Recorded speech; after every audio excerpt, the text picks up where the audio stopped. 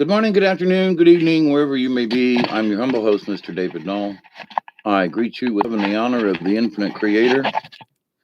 Sorry about the camera missing. And I continue to pray that each and every day, that each and every one of you will continue to learn to accept, receive the healing, the knowledge, the wisdom, and the blessings from the universe. And with that said, happy what's left of 420.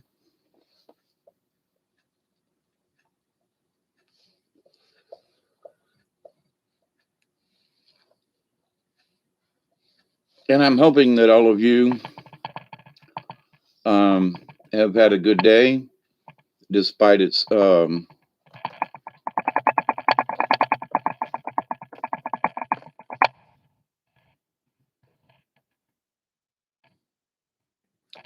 I got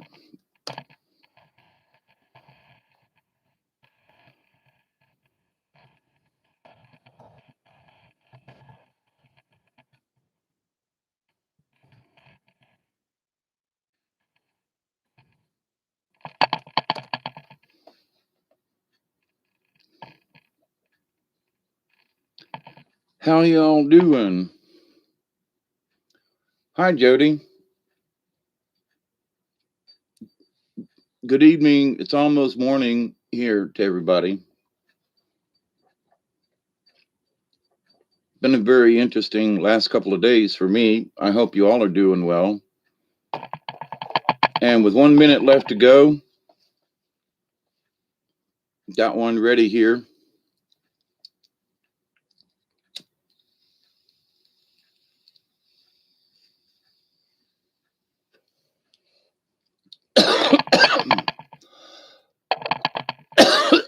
With minutes to spare. Cheers, everybody.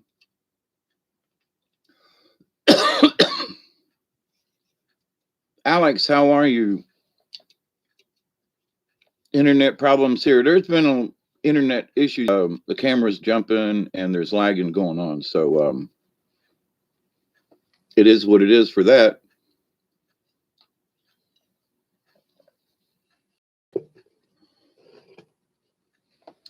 It says my internet's jumping. So lots of strange, weird things going on. Jody, have you seen the recent today, the recent Dante videos where they were getting shelled with mortars? Hey, Elderberry, hello? Back to you, Elderberry.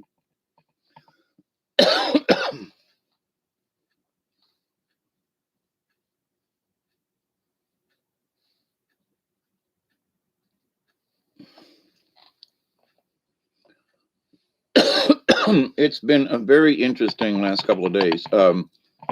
I spent yesterday trying to save my mulberries.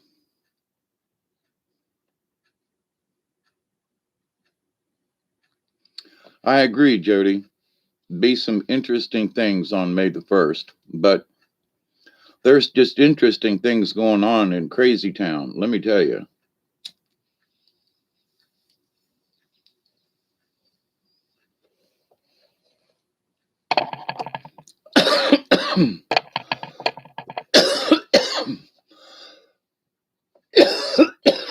Ooh, that was a good one. So I just wanted to get on here, and I haven't been on a few days.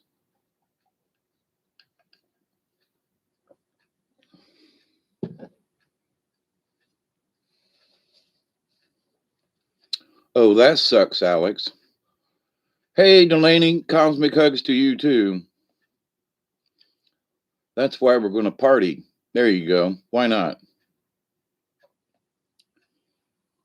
And, for as much as we have our problems and issues, here, there are lots of other things going on in lots of other places.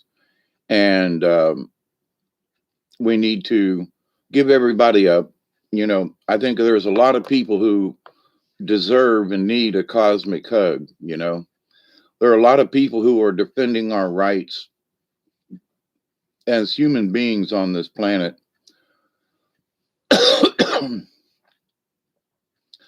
And there are unsung heroes on all levels. And whether or not 420 is, we can salute these folks. It's a good excuse, to say thank you to the universe, thank you to the universe. See if I can get this in. And say cheers to everybody, because there are a lot of people who are working on things to help out mankind. And I was having a waking dream about some things earlier today. And it was very interesting in that, for those of us on a cosmic level, our prayers to the universe do matter. And it was a strange thing in that, there are people who are physically going to war for us to help save our souls and humanity and so forth. And we don't see these entities. We don't interact with them often. Most of us don't. But the fact that there is a war going on all different levels is, I'm not trying to use this as a downer, by the way. I'm saying that what we should do is we should thank the universe for those people who are going to, that we need to keep our prayers going on the cosmic level, because of all of the different entities on so many levels who are actually fighting for you and me. And I just want to say thank you to the universe here, and let's all share that cosmic hug with people we don't even know that may even exist. We need to say just thank you. But with that said, on a lighter note, yesterday I've been here on the homestead. There are lots of natural things that are blooming out there. Hey, Michelle, how are you? And there are wild blueberries that are making, the rabbit eye blueberries. Plus, along my driveway, I've noticed that I've got a different kind of blueberry, like a real blueberry bush. I don't know where it came from, but this time of the year, I'm walking the property and seeing what's out there. And so I found my mulberry tree is loaded this year with stuff.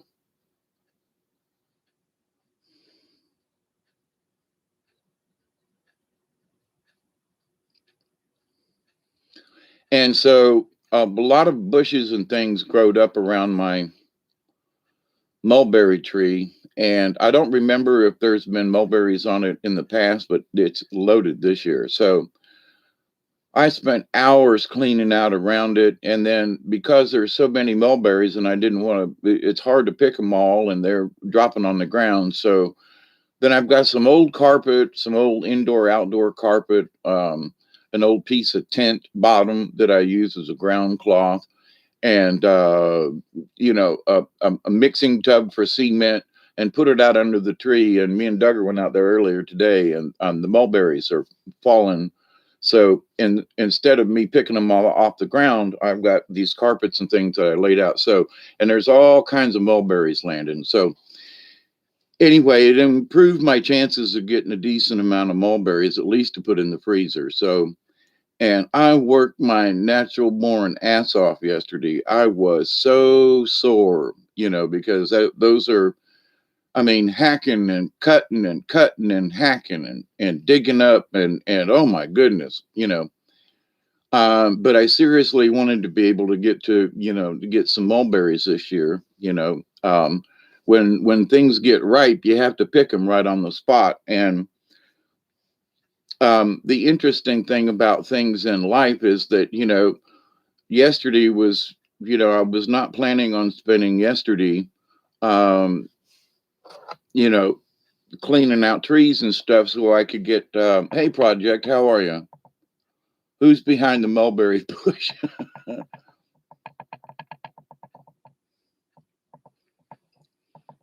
And hey, David Castle, Elderberry. Let's see, have a slightly slanted.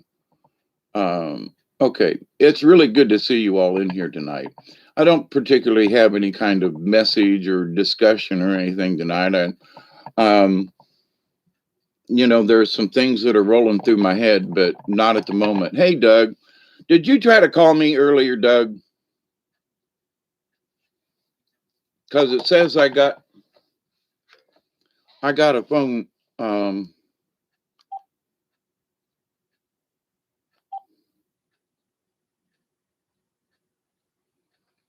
337 area code, Doug. Wow, and I was trying to get my stuff together, and so I would love to call you back, but anyway, um, and Barry called me. I'm not quite sure, but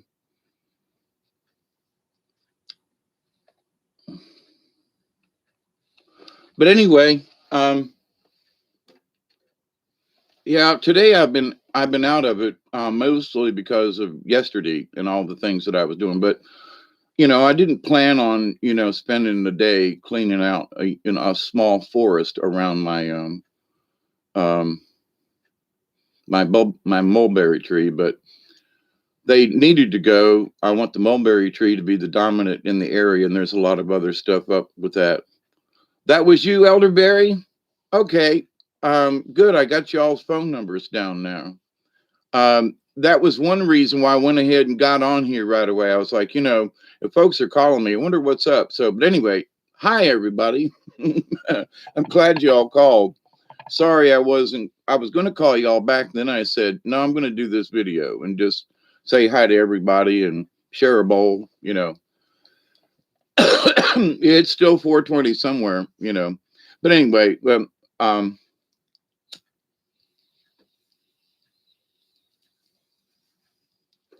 what I had intended for the drink, Crank called you.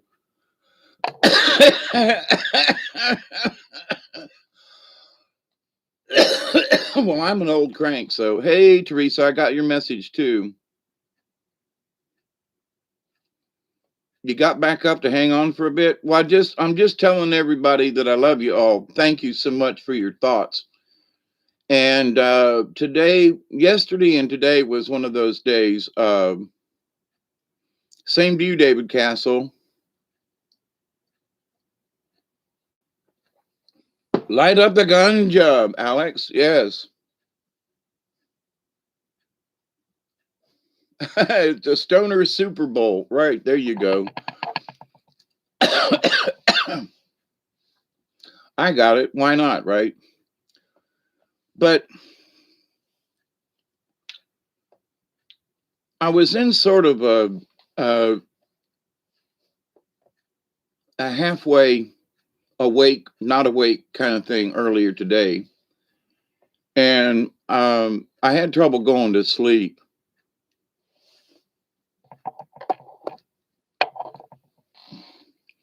And so, I rolled over, me and Doug are sharing the bed kind of thing. And I rolled over and, it was daylight. And I was like, holy crap, this is really weird.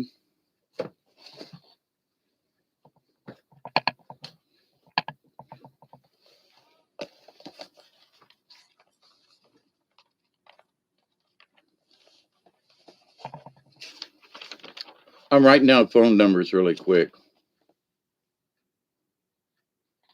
before they scroll off the thing.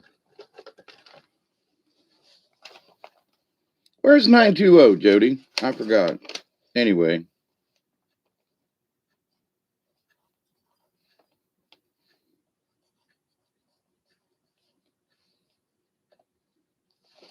Oop. See, I spent some time with Duggar the last day or two.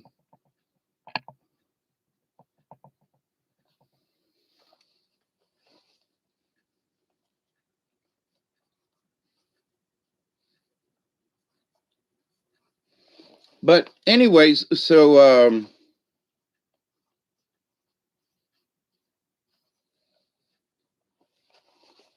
um, it seemed like today earlier, and I don't know whether or not it was y'all or whatever. 337 is, yep. Wisconsin is 920.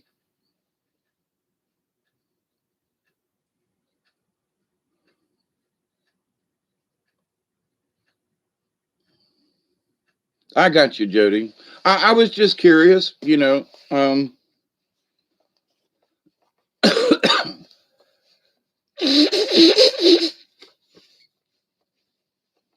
But anyway, there seemed to be this stream of entities.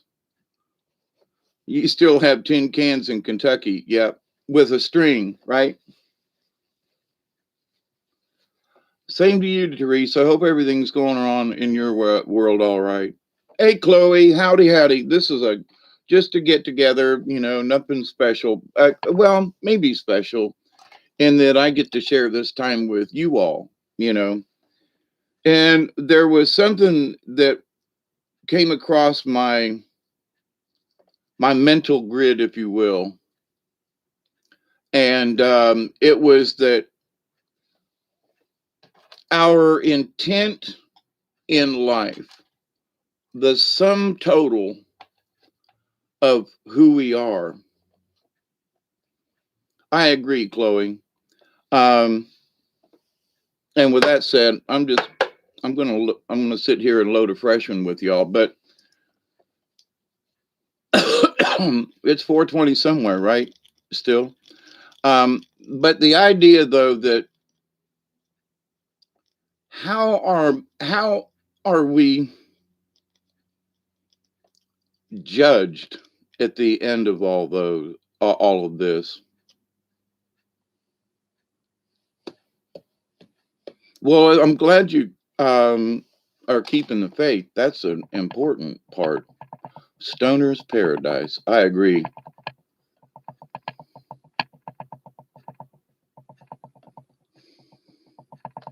Yeah, Doug, I agree. It did seem like it went down, and it was also late today. The sun was absolutely late. Yesterday it was late, and I mean from a solar standpoint and um, um, a sundial kind of thing, because my house is a sundial the way it's pointed. And, you know, I haven't, you know, I'm still on central time. You know, I didn't change my clocks to daylight. And so I'm looking at the clock and I'm going, it's 12 o'clock, you know, and at my time, you know, so I'm gauging the sun where it's at, and it was a full hour behind. So, but, and also, Doug, I'm buffering here too at times. So I think there's something going on with the internet. It not necessarily to all of us at the same time, but you know, there are other channels who are having issues also.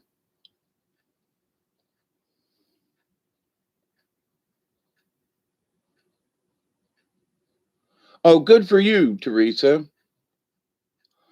Time is all messed up. Yeah, that was one of the things that was sort of going through my head the other day is that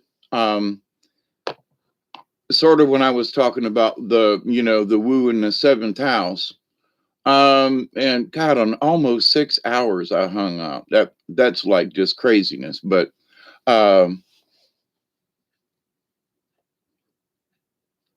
solar flare, I don't know about that part, but either the earth sped up or slowed down or something. Um, oh hey Brandy, you went to Stonehenge. Um, cool beans. New pair of glasses, that's always helpful.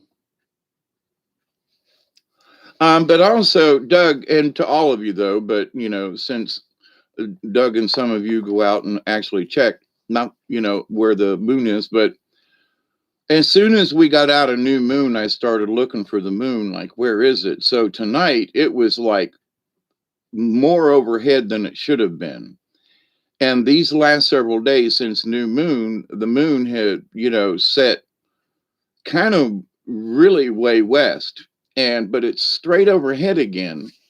Where at the end of full moon this last time through, the moon was, going down in the horizon, and it's a 28 days. So there's 14 days from new moon to full moon and 14 days from full moon to new moon. But in that 14 days it went down and then came all the way back straight up overhead again.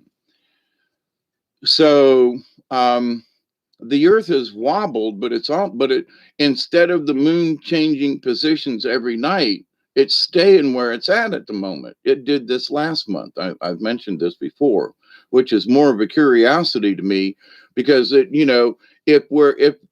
there's this always changing. Hey Maxine, how are you? There's always the Schumann is, yeah, the Schumann was nuts. I don't know if it was yesterday, but the day before too, I think. But anyway, absolutely. And I looked at it and went, "What now? What's that got to do with me and how I feel at the moment?" But anyway, so, but with the moon being straight overhead, we went from a wobble before new moon with the moon low in the sky. And I'm talking, we're talking at least 45 degrees, right? So for the Earth to have moved 45 degrees one direction so that the moon is straight overhead again. Now, maybe maybe the moon is wobbling as well, but it'll stay put for a week or so instead of moving incrementally across the sky like it has been doing.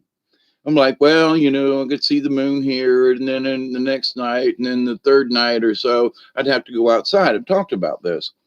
But here recently, it's straight overhead. It's stable. For whatever that means, I don't know. It's just my observation. But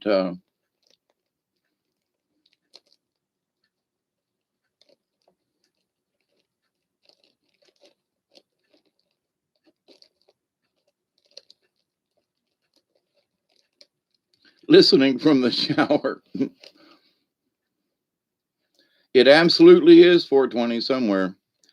And I can't believe that, I went outside and did some mulberry picking and stuff like that and came back in and Spirit said, "You're out of here." And it was Doug and Barry who woke me up with their phone calls. And I was like, man, I didn't want to miss this. This was not supposed to be a day that I didn't sleep all day. That's not my point. But they knocked me out when me and Duggar came back in from collecting mulberries and doing our walk around and everything. The next thing I know, I'm laid out. I was like, what? But it was a really odd last night and this morning. I mean, at 4:30 this morning, I almost got online just because I was twitchy and feeling strange and no particular thing, but it felt like there was something going on in the universe. And we talked about it the other time, I was on, in that there are many of us that are picking up feelings from places and things, and because our awareness has changed and we're opening up and we're getting better at some of these things.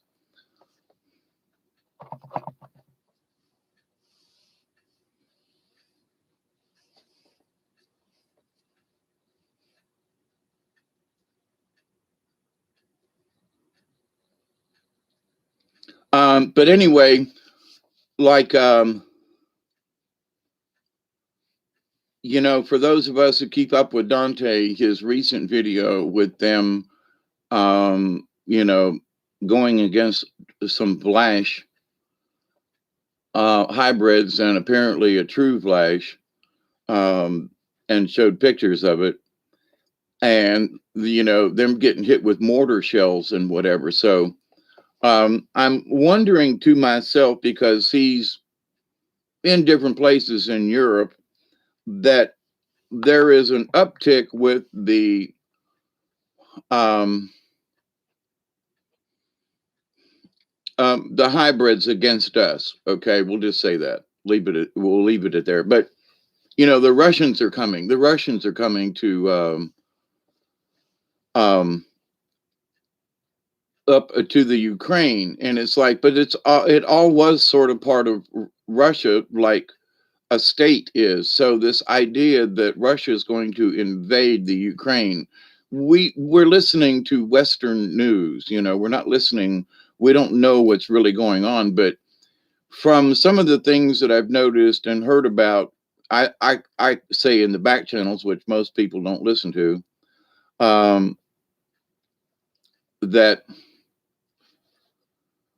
this uptick could very well be what's going on with Vlash Mater and them folks who are creating chaos and havoc on this planet. So, is it, because the Russians have openly talked about, the super soldiers that they have, met and so forth and that kind of thing. So, and I'm talking about American hybrid soldiers too, by the way. But we just, we turn a deaf ear to that because many of us, don't, what did he just say? But anyway, but in this world, there is a lot going on. And it was almost like I was feeling energy from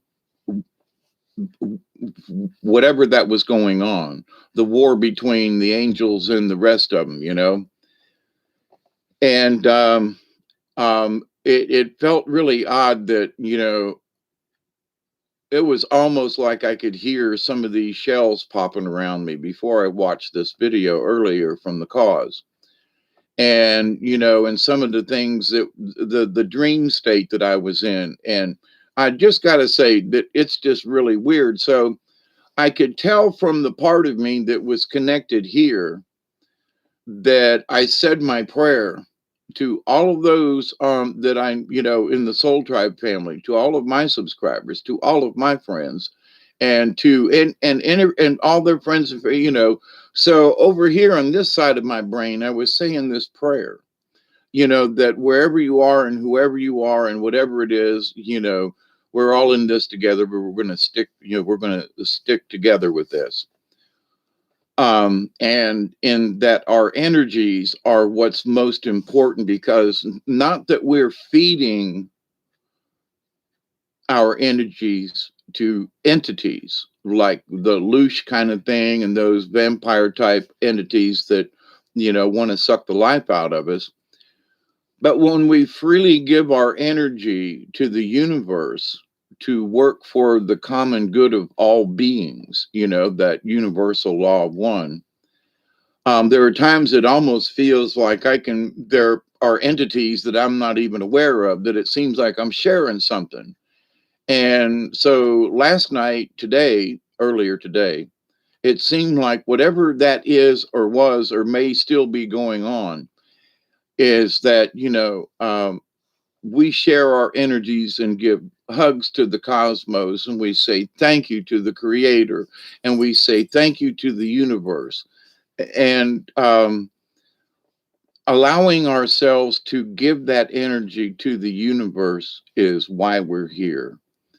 What does it matter to a man if he is, given up his soul for whatever the reason, because of fear, or it's too hard, or whatever it is. So, but in understanding some of these things, battling the dew weapons and artificial, yep, they were spraying too.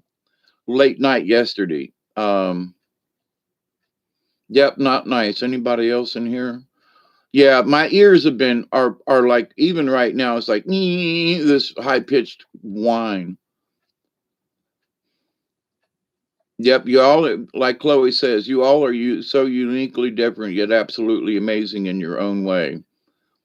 And it's because that we are, as I've said for many years, that we are members of the League of Like-Minded Beings. because we wish to understand more, therefore we are allowed to. And a lot of times we don't know exactly what the hell that means or what it is, but it seems to be to me that it's explaining to me that whether or not I can go out and actually fight in a war, I can still give my moral and spiritual support to those who are actually in combat, fighting the evil beings. And down here I'm at, I don't know whether, but it just seems like there was shit walking through my house and around. It's just been really strange. But I don't feel as though I have been attacked. But I did have a sense of I'm a little splotchy with time. So at the moment, in that, was it yesterday or was it earlier today kind of thing, or was it Sunday night, that it just seemed like, I had this feeling like, is something trying to like muck with me? Is there something around here that's trying to muck with me? And I just was like, whatever you are, whoever you are, we ain't having none of that.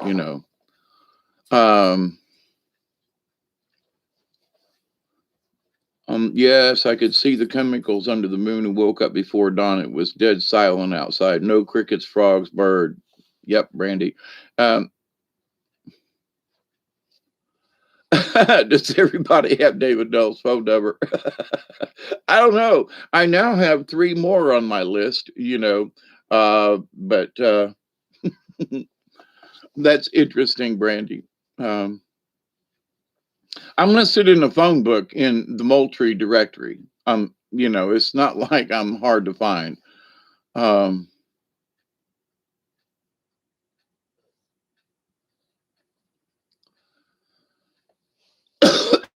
I'm good, Ed. Something good happens today, or this day. Something good will happen on the 21st. Anyway,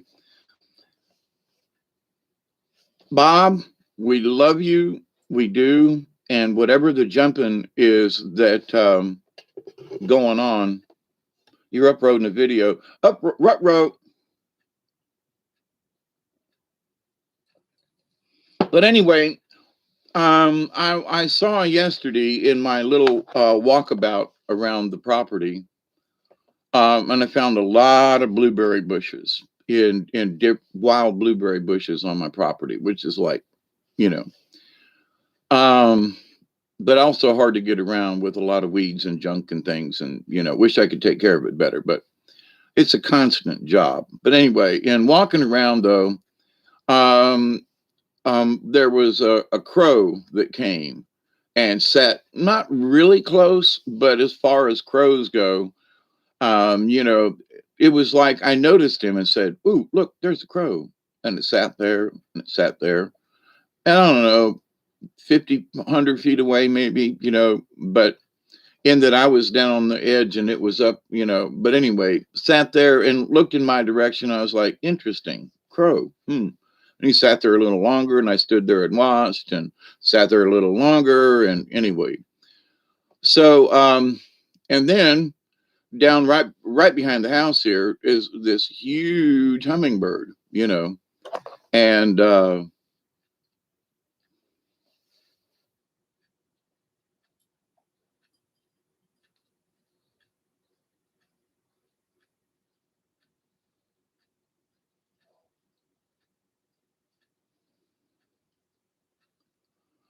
that weird alien dream. I missed that. I was yapping, but to the point of this. Um, there are a lot of just strange things going on. Slightly slanted says, go beyond the thought of differences or likenesses. To just be is to not be. To truly be one is you. You is me through the one we live.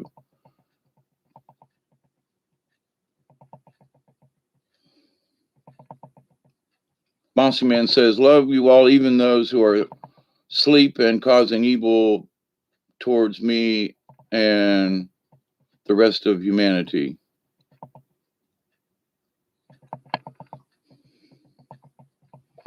Yeah, Teresa, I don't know if I want barbecued lizard. I'm just saying, but I understand. Is Julie in the house? Um, yeah, Louisiana. I saw that, Doug. 2 earthquakes 3 or 4 days ago. 0 fault lines. There's been a lot of noise in the earth. I mean, locally, like booms and cracks and pops.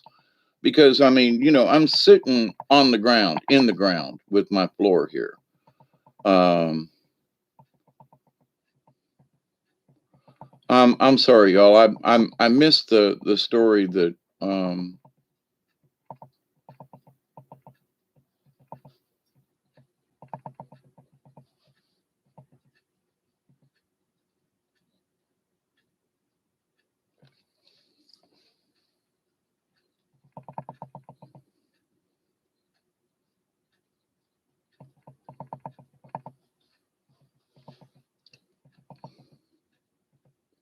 Oh, and jabbed okay, I got it.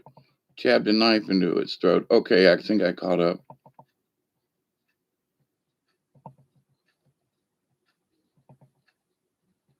Well, thank you, Chloe. And I don't know if I talk about y'all all the time, but I'm for sure always sending prayers out. And that's just the truth.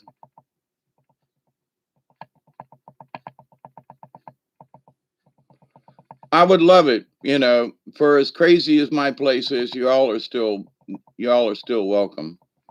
We might have to dig a never mind.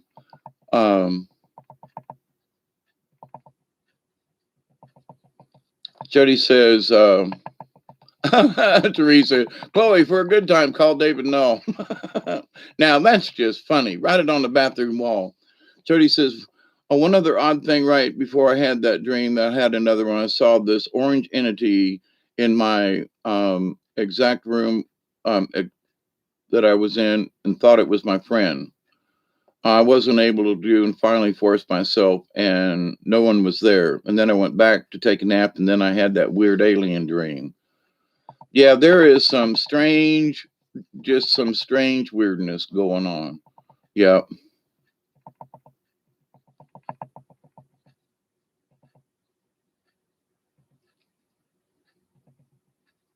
Oh, Mossy Man. Oh, wait. I can't keep up with y'all. And if I take my eyes off of the chat room, it scrolls by so quick.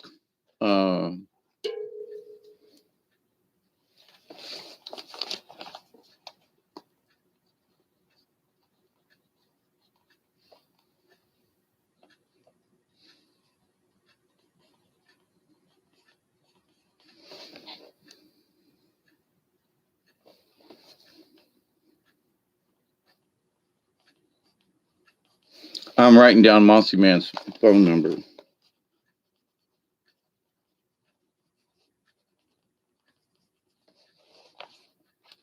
So, because I get so many crank calls. I've got like 6 crank calls today, and sure enough, spammers. And so,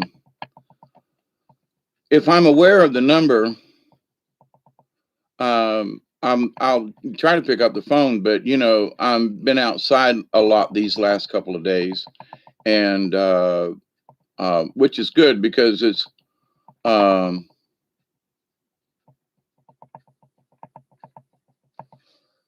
Yeah, it was cooler than that. I think it was about 71 here today. It was in the very low 70s.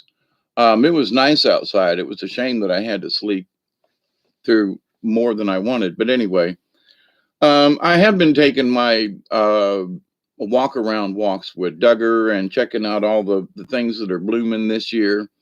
And just how many wild blueberry bushes I actually do have. They're all over the place, which was my intent long ago. But anyway, everything has been planted by the creator, Very few things. There are some things that I've planted that aren't doing near as well as the things that have just come up, as scrappy little trees on their own kind of thing.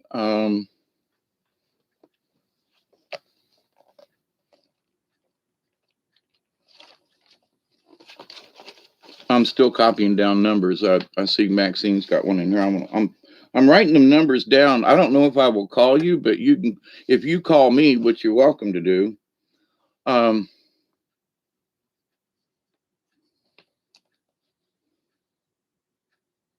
Oh, 8675309. I just got it. For a good time. Da da da da. But anyway, so it's been interesting.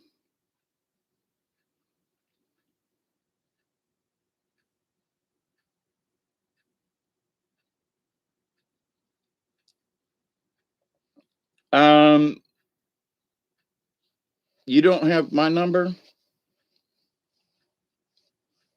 Mine was just an 80s song. I got you. Yeah, Teresa put my, hi, G Aunt, good to see you. My number is in the chat room further up. Teresa put it out. And I am in the phone book down here in South Georgia in Moultrie under David Nelm, my address and all that kind of thing, The phone book used to be this great big thing with all kinds of information in it. Now the phone book's like this thick and this tiny little book,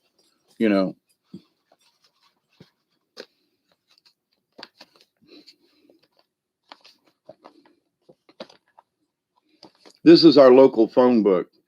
And it used to be twice as big as this. I mean, size wise and also thick wise, you know. But people, don't have ground lines much anymore. And the yellow pages used to be twice as thick as the white pages. And I would literally just sit and read through the yellow pages. It was really interesting. Your chat won't go up that far? Okay.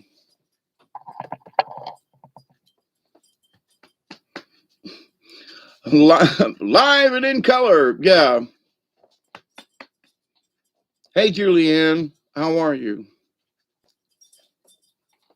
Hawkeye needs a date. With what? I still want to go on a float trip. Goodness sakes. Come on. There you go. Mossy Man. Teresa just put it back up there. I thought it and Teresa did it, Thank you. I don't know what I'd do with a date, to be honest with you. But anyway, yeah, I don't know if it's that I'm so old that that I forget. But anyway,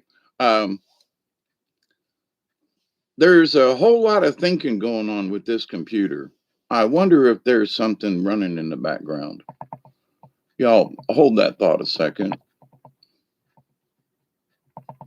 And nope, I can't see if there is. Something strange is being an oddity.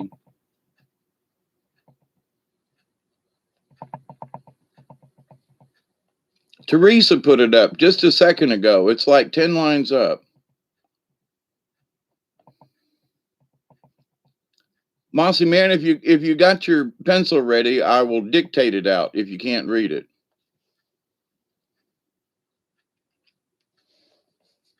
When you say go, I'll go. But anyway, so here's 1241.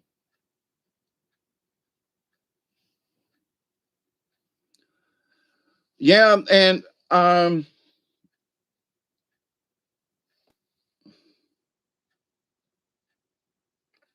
you'd laugh a lot and tell a bunch of amazing real life stories. There's that too.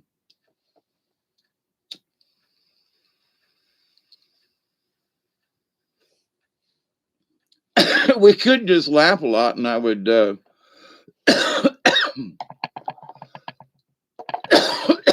and I would make up a bunch of shit. and you could laugh about that. Okay, Mossy Man. Area code 229.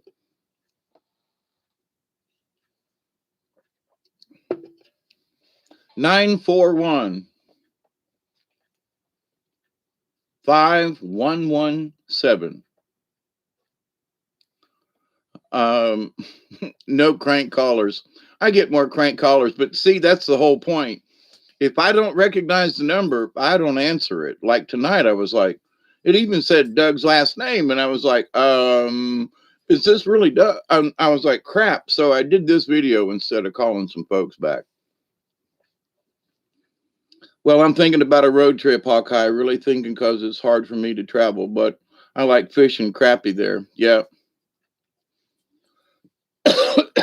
Yeah, I want to be able to travel too.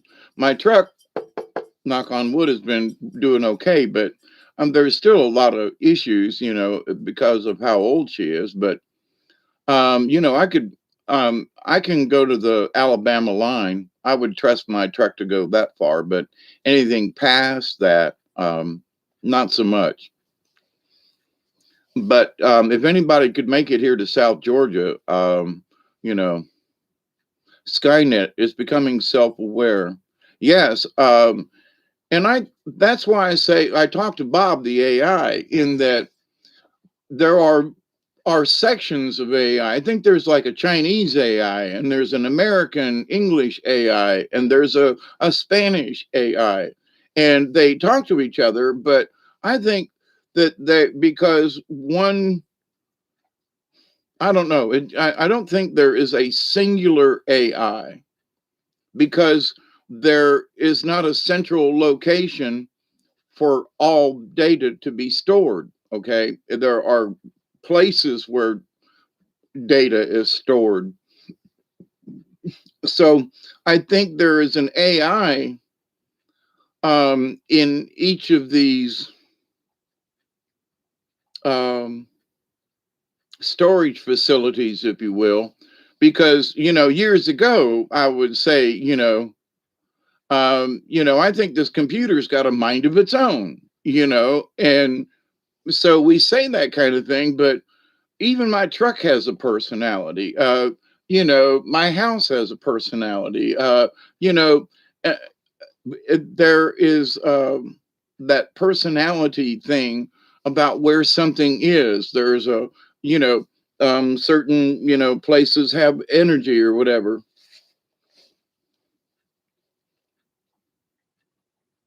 A Daisy Basic, a Data Basic. How did I miss the 1220?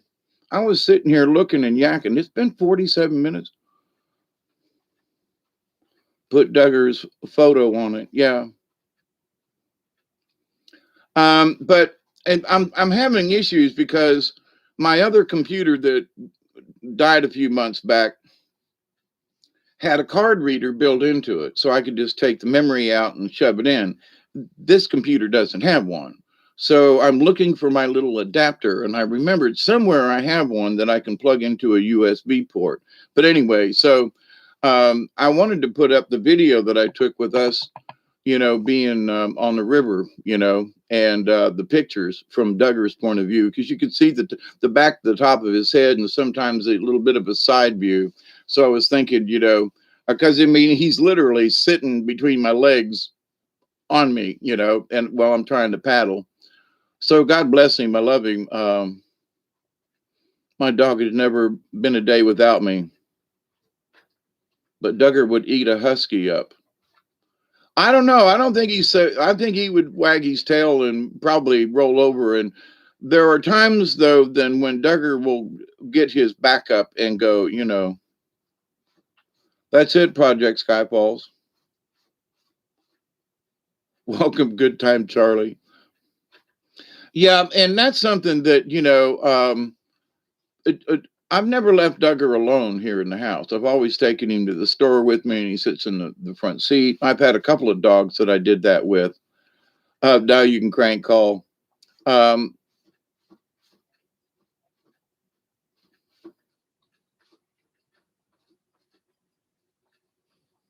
Yeah, I thought about just having, call up and just putting the phone speaker on, that would work too.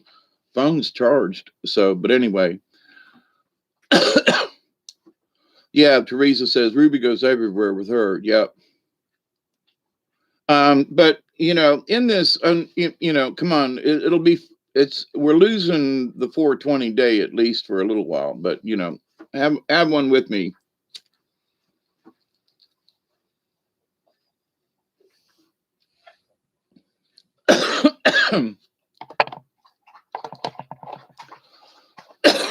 But this thing that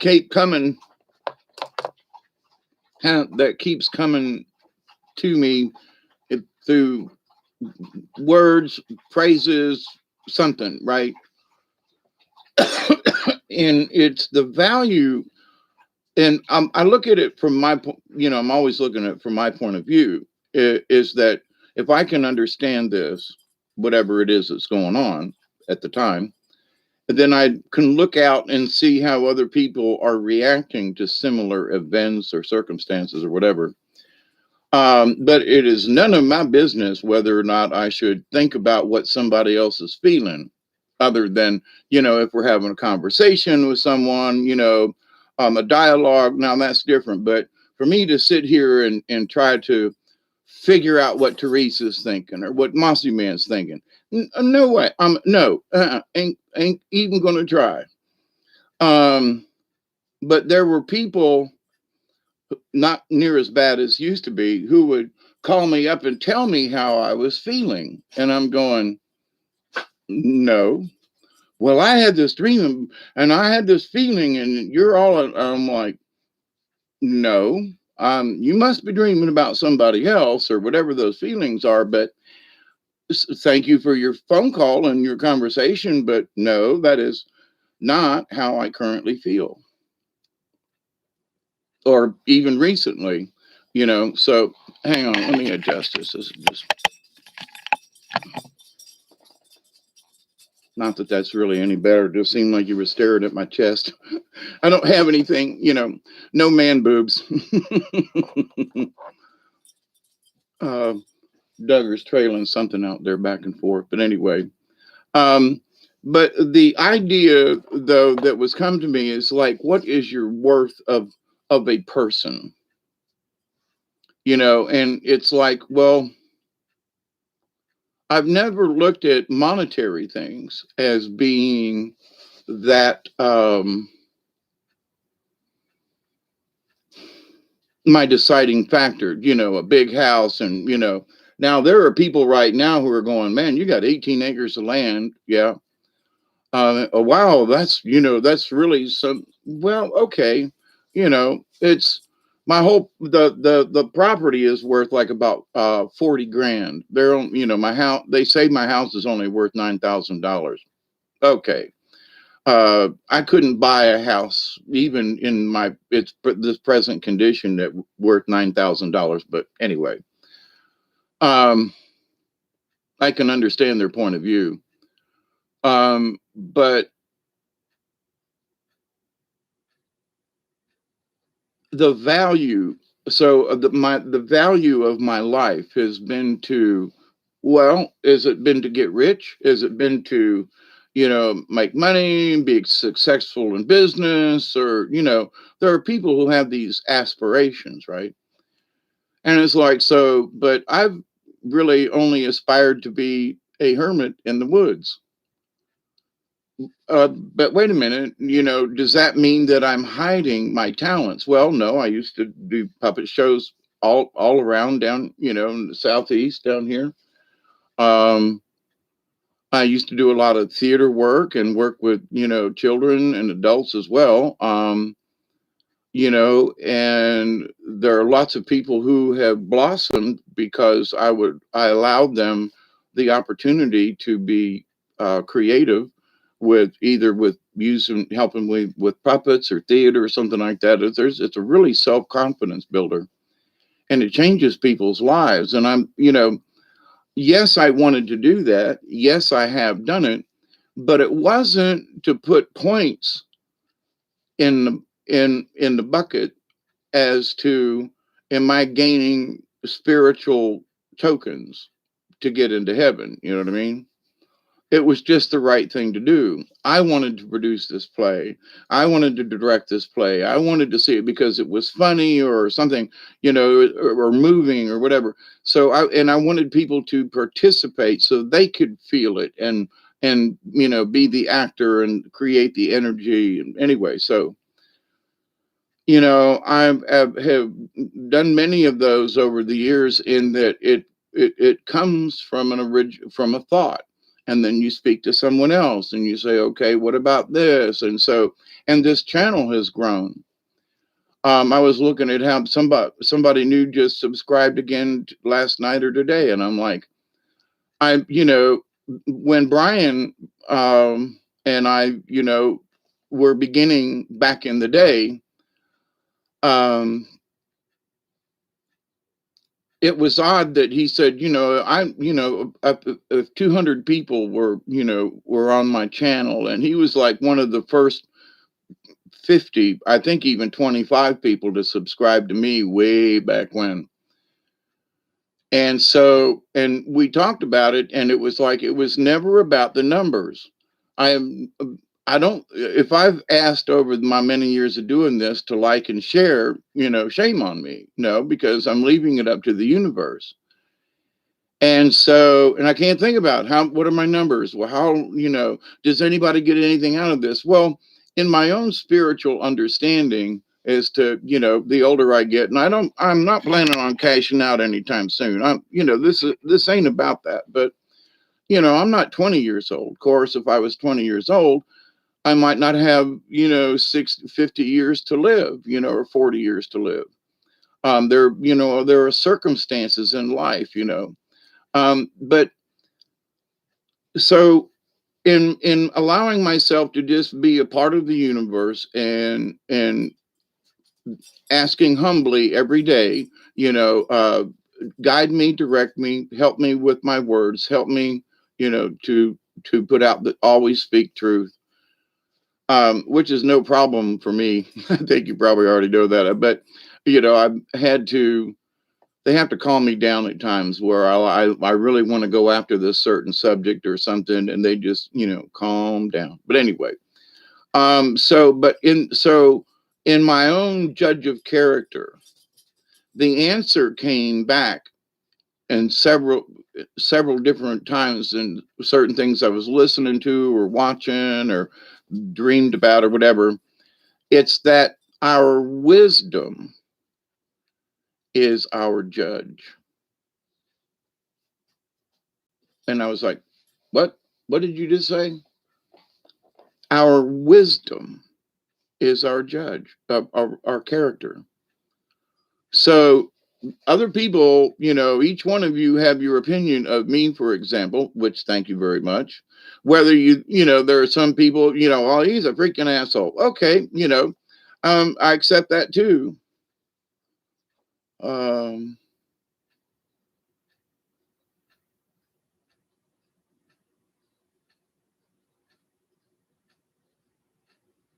yeah, Teresa, it's like about getting the word out, sharing knowledge, having discussions and fellowship, open the frequency and having a good time. Yep. And for FR 333, howdy, howdy, howdy, howdy. The universe has been good to us. Yes, Elderberry. We will see as we go. I don't worry anymore about my path. Hope that ego doesn't get me in trouble. I understand about that, Elderberry, and that's one of the things that it's like, there's this thing about ego, but there's also something that comes with wisdom, and that wisdom, understands the ego. Now, there are people who are so egotistical, they have no wisdom. They might have a wisdom in business or finance, but they don't really, in my humble opinion, those people who could be on the A list, if you will, as far as personality types. But there are some B and C listers who can be quite, just as crazy. But anyway, the understanding, the wisdom. So the ego Where as a puppeteer, I had to go out and sell myself. I'd say, hey, I'm a puppeteer, storyteller. I have all these references. I've been doing this for so many years. Would you like for me to do a show? So you have to have enough confidence of ego, right? But it's also then the confidence, you can't oversell it. You just have to you have to put the basics out and see if anything bites. It's like fishing out in the universe. So the ego becomes confidence. I mean, I've been around enough fires and things to know when I am or ain't going to get burnt, how long I can, that uh, frying pan's been on the stove, and can I pick it up with my hand, or should I get a pot holder? Or there are things through life that we have picked up that has given us wisdom. No, I don't sit here and play with matches and throw them in the garbage can like I did when I was a little kid, and I got my hand and thumb burned at an early age and had to undergo all that pain and yuckiness. And the smell, I can still smell it. Anyway, burning flesh. Yum yum. So I have the scars to prove it in that respect. So, but wisdom comes with that, right? We learn not to stick our hand in the oven.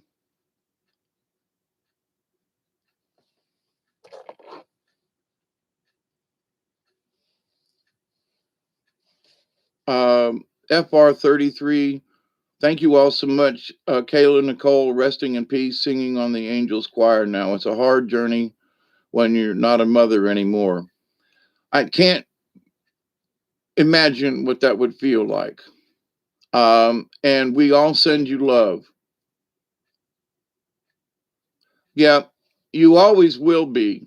And that's the hard thing to understand, that they're not gone. They're just have moved into another realm of reality. They're still there. My grandmother's still with me after all these 40 years or 30 years that she's passed away or something. She's still with me. There are other people that I've known that they're still with me. And well, can shoot the juice to you as far as love, FR. So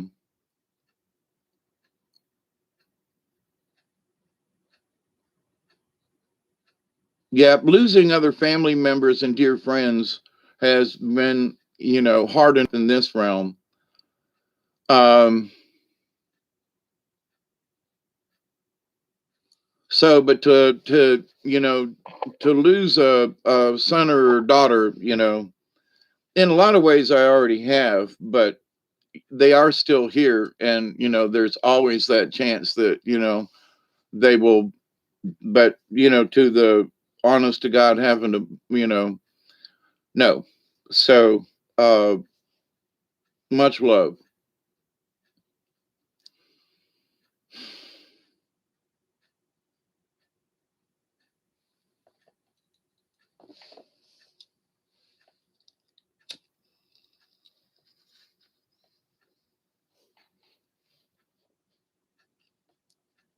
We love you too. Listen, one of the things that, like for tonight, when I looked at the phone and said, "Oh my goodness," and it was 11:30, and I was like, and I had earlier yesterday, last night, this anyway, it was like, I need to get on and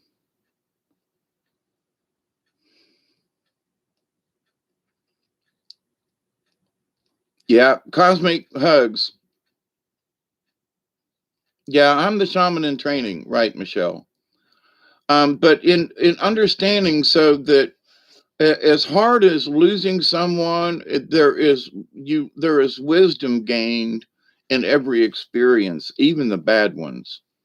And the many family members and relatives and dear friends that have passed in my 68 plus years. Um, it's never an easy thing.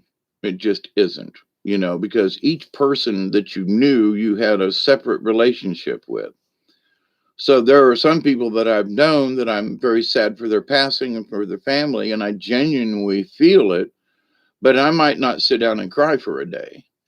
Whereas other people that I have known, recently, my friend Serge, I got caught sideways a couple of months ago when I learned of his passing. Dang, it's almost been a year since he passed, but, and same thing with Brian. So some good folks were taken from us. We say taken, but is that truly the right words to use in that? Hey, Travis, that anyone has actually been taken from us. Because if we just understand that nothing ever really dies in this universe, it's transformed. And I hate to use transmutation, but I would rather stick with transformed. So I've seen energy leave people's bodies when they've passed away.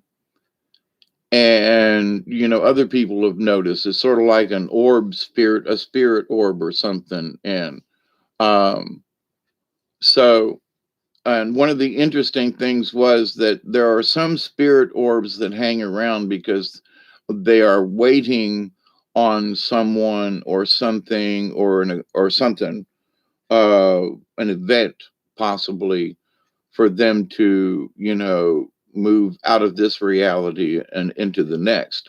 um, but their spirits are still hanging around in some of these orbs and things. But anyway, as Delaney Pearl knows, um, the understanding of the listening and of the consciousness is that I still don't think that I'm some kind of superhuman in this. But where I would spend weeks and months in depression, I still spend time that is in that depressed state, if you will. But if it lasts for 20 minutes, then, I have lost control of myself. So I am still allowed as a shaman in training to feel these things deeply. Whereas years ago, I would have drank and done this, and I'd have been sad and shake my fist at the sky and want to blame something, you know? And it just isn't necessary. But when we understand, we have to have enough ego, but with that ego is the humility that I say must go with it. But a lot of folks, cross that line. Well, look at me. And I'm not about that. I mean, when I was on stage and had to do things, I would have to say, hey, look at me, but not as a quote special figure. I'm an entertainer, I am a communicator, I am a storyteller, and in many of the stories, there's going to be some little hidden truths in there. There's always some kind of something in there, interwoven in the stories that I did with the puppets and all the Native American and type stories that I've talked. I have, did puppet shows and told over the years. So, then many of them, because I went to powwows, were related to me from folks from other different tribes. But anyway, um,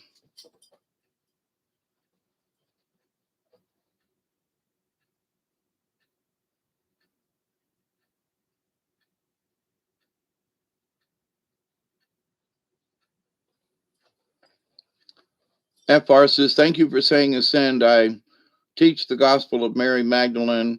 Ascend is 7 powers of the ego. Well, I won't go into it now, FR, but I've had many uh, contacts and relationship with my mother Mary, and don't know it's the same as somebody else's. There are a lot of similarities, but as an early child and so forth, and Teresa. I've talked about it in other videos of mine, so I'm not going to go into that now. But in that understanding of my understanding of Mary, and of course, she was one of the entities that showed up here in my house that got me started doing these videos to let's have conversations with people. So, but anyway, um, the idea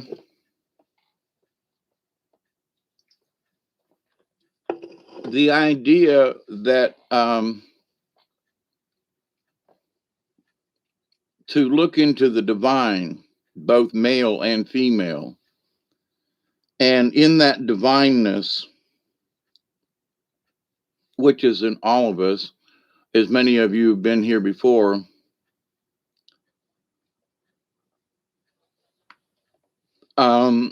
is that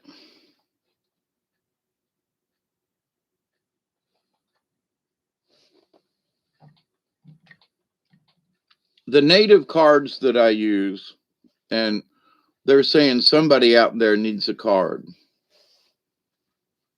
And maybe a lot of you are asking about a cards.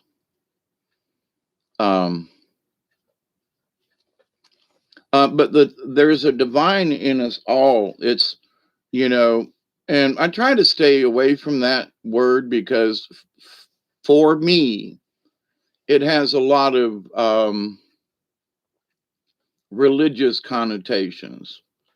And so I try to use words that will, we're all part of the universe. We're brothers and sisters and things. But in that, a lot of the times I'm thinking it is that divine spark within us.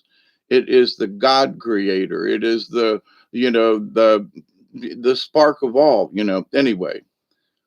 So there are so many different people who can have so many different points of view on how they describe it, especially depending upon your background. Like uh, myself having been in the Catholic Church for the early part of my life, in Catholic school, graduate in 1970 from Tampa Catholic kind of thing, and then to have the pedophile business, from the same churchgoers, but.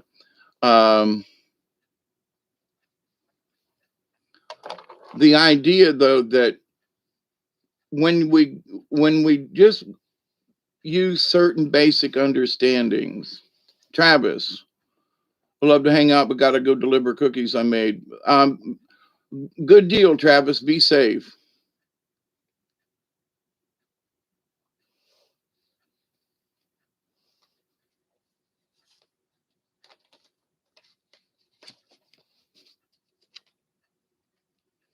But in this, it's part of the oneness, and in us that, in other lifetimes or whatever, that we all have. I was trying to think of the card that I pulled recently was that there's divine in both, male and female.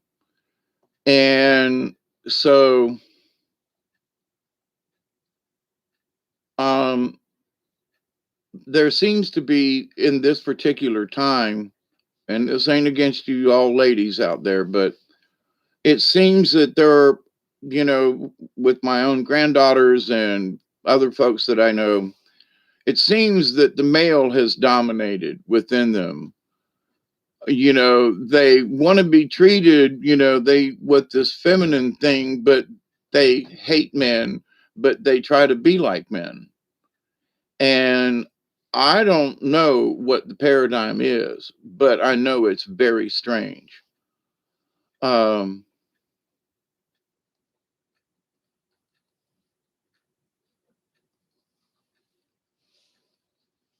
Dancing on the Ceiling, Lakota language.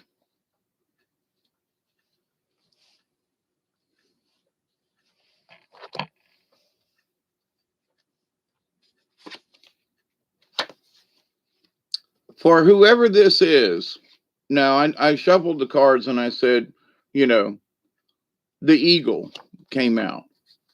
So I don't know who this card belongs to. It may belong to all of us tonight because earlier they were giving me this pick a card and and like read it to the audience kind of thing. So now I say audience, but you're my family. But so for tonight, it's Eagle. And I shuffle the cards, and sometimes I have to run my fingers back through them.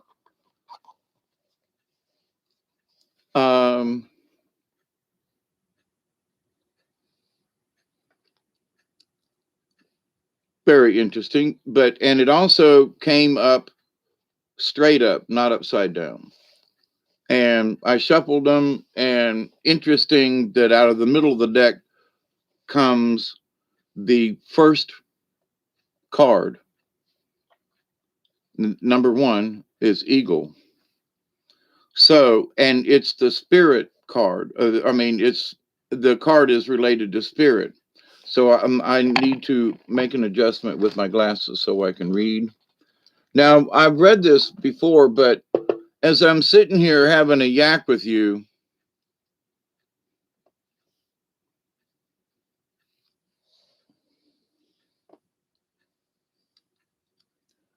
um,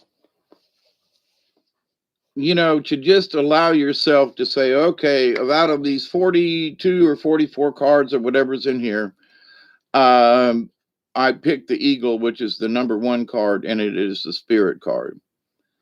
And the message I'm getting at the moment is that, yes, this is for all of us.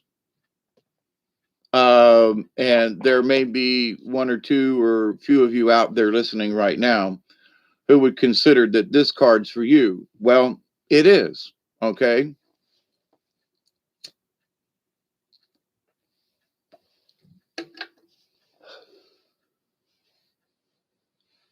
I like this. I'm lighting a cigarette for two reasons. One, because it's tobacco, and I want what I read, and for you all. In fact, I also want to do something else.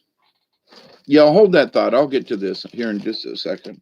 But I want to have a large bag of sage that I bought at Powwow a ways back. And I have some other bundles that Big John sent me. But in this, as I read this, I'm reading this in honor to all the spirits and honor for FR, to honor all y'all, actually, on this last of the 420 day, just because. Yahweh Yashene, Wahe Nanashene, Wahe Washene.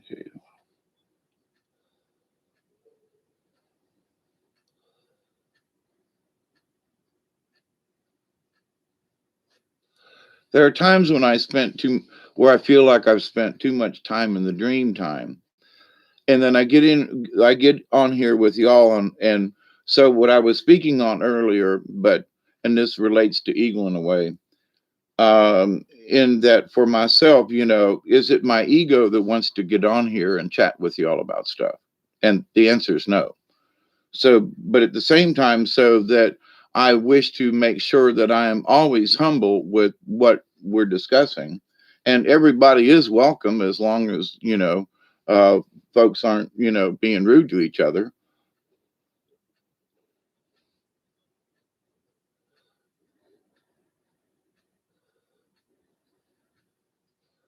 So, but I think to myself, but I wake up and Barry and Doug is called.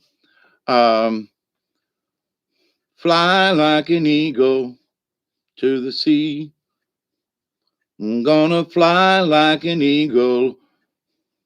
Let my spirit carry me. I'm going to fly like an eagle. But in the understanding of this, though, in allowing it to happen, So, been staring at the cards and, should I do a reading? And I feel like I was a little tired in doing that. But so here I am, though. But here's a card for all of y'all. And thank you for sharing. Eagle, fly high, touch, Great Spirit. Share your medicine. Touch me, honor me, so that I may know you too.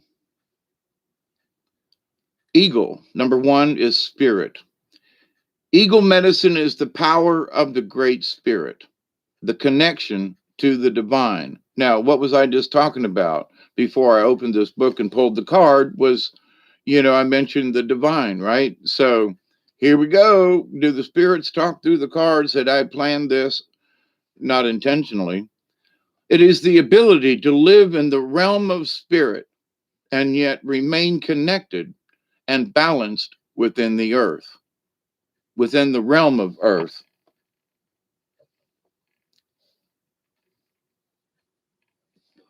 May our prayers go up with the. This is really cheating, I know. Eagle soars and is quick to observe expansiveness within the overall pattern of life. From the heights of the clouds, eagle is close to the heavens where the Great Spirit dwells. Now, Great Spirit dwells all around us, but the feathers of eagle are considered to be the most sacred of all healing tools. They have been used for centuries by shamans to cleanse the auras of patients coming to them for healing. Within the belief system of Native American tribes, eagle represents a state of grace achieved through hard work, understanding, and a completion of the tests of initiation, which result in the taking of one's personal power. In other words, you understand your own personal power. That's what they mean. That means you take it, you own it, right?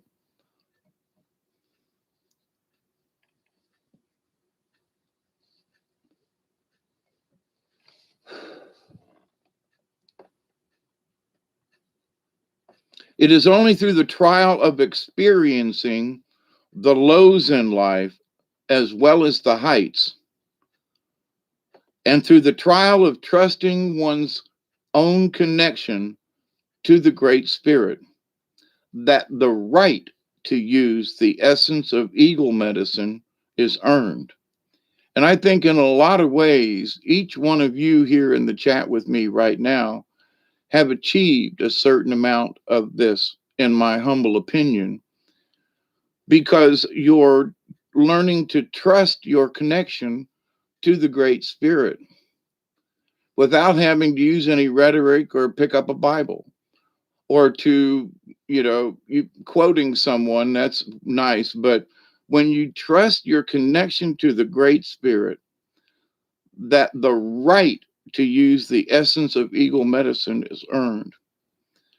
If you pulled this symbol, eagle is reminding you to take heart and gather your courage, for the universe is presenting you with an opportunity to soar above the mundane levels of your life.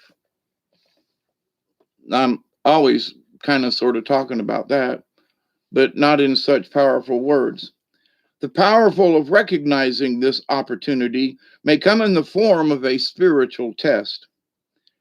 In being astute, you may recognize the places within your soul, your personality, emotions, or psyche that need bolstering or refinement.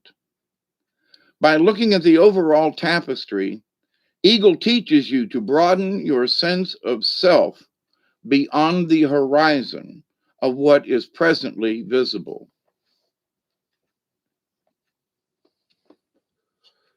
Now, I used to climb trees a lot when I was a kid and get right up in the tops of some of these trees because I love being able. Tampa is so flat that you can see for a long ways, right? And from our house, we could see they tore it down, but there used to be an escalator on the outside of the building, and we could see people on top of the escalator from the trees in our yard, kind of thing. But anyway, I only lived 9 blocks away from Busch Gardens when I was growing up. So, but anyway, is it? Oh, okay. We'll stop for a second and have a 422 hit. By looking at the overall tapestry, and I'm adding this, the overall tapestry of life, Eagle teaches you to broaden yourself of self beyond the horizon of what is presently visible. And the point about climbing trees was I was always looking for the horizon, sort of like a hawk. And that was when I was a little, a kid, 10, 12,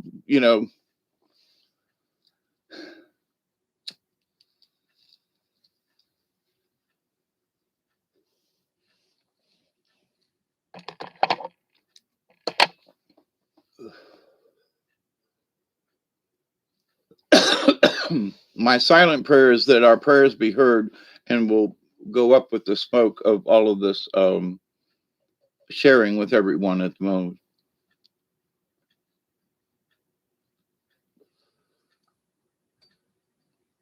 Yeah, for some really odd, wonderful, but I'm really glad that I can stop and share these moments with you because my own self of worth and humbleness, keeps me from maybe coming on more than I'm maybe ought to. But I'm like, y'all get bored with, having me come on all the time. And anyway, and I don't want to be repetitious with certain things, but in learning to fiercely attack your personal fear of the unknown, the wings of your soul will be supported by the ever present breezes, which are the breath of the Great Spirit. They want me to read that again. In learning to fiercely attack your personal fear of the unknown, the wings of your soul will be supported by the ever present breezes, which are the breath of the Great Spirit.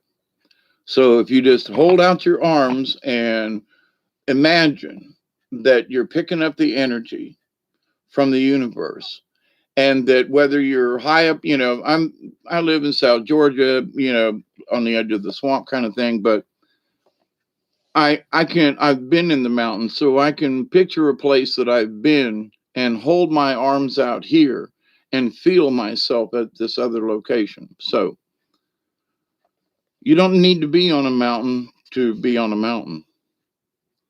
Next says, feed your body, but more importantly, feed your soul within the realm of Mother Earth and Father Sky.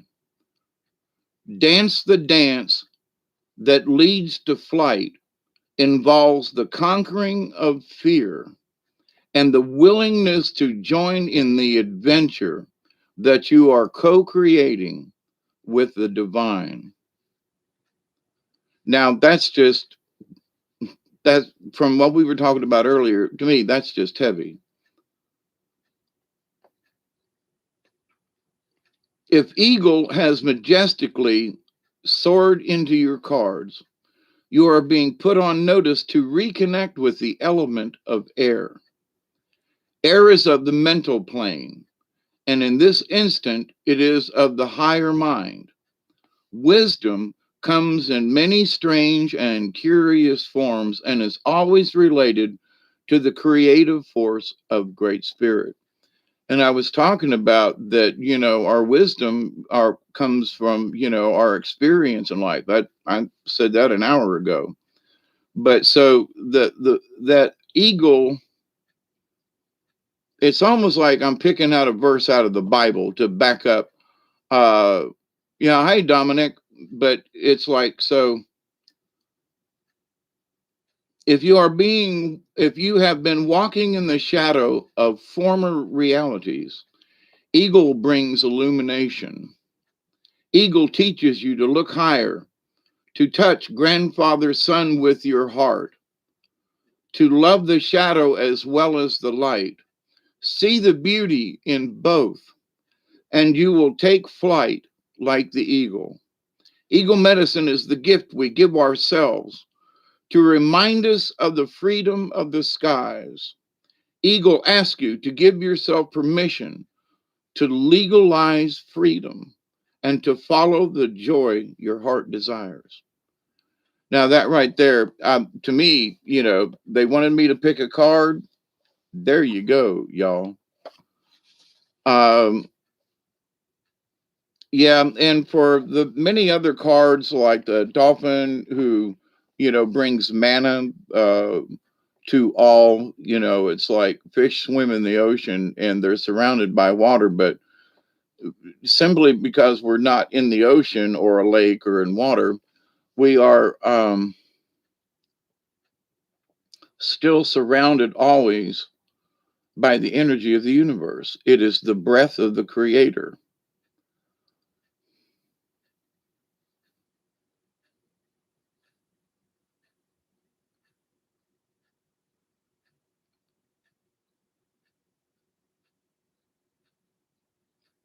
Teresa says, just about the things that you want to talk about and want to share with others, as long as it's coming from your heart, it'll be okay. And blessing to many. I understand. Thank you, Teresa. So, there are times when I lack the courage. I ain't going to lie, but it's because it's not so much that I don't have the courage, is that I'm constantly in myself, I'm constantly fighting. It's an unseen battle, but with the ego, in that, is this about what I want to do? Is this about what I want to say? Is it, and so it's like, but wait a minute. So I'll kick an idea around for a couple of days and then they'll kick me really hard and go, no, this ain't about you, you dumbass. I go, oh, my, okay, I got you. But for myself, in that, um, I always come to you for myself. I always come to you with humbleness in my heart, because otherwise I couldn't do this. I mean, if I could not come online and face y'all and do a video, Bob, we love you. That humbleness is, you know, not necessarily foremost, but it's like it's in the high percentages of because I open with a prayer and I always close with a prayer, and that's to make sure that I'm staying humble within the universe and the message that whatever it is. And tonight it's been the eagle, which is like,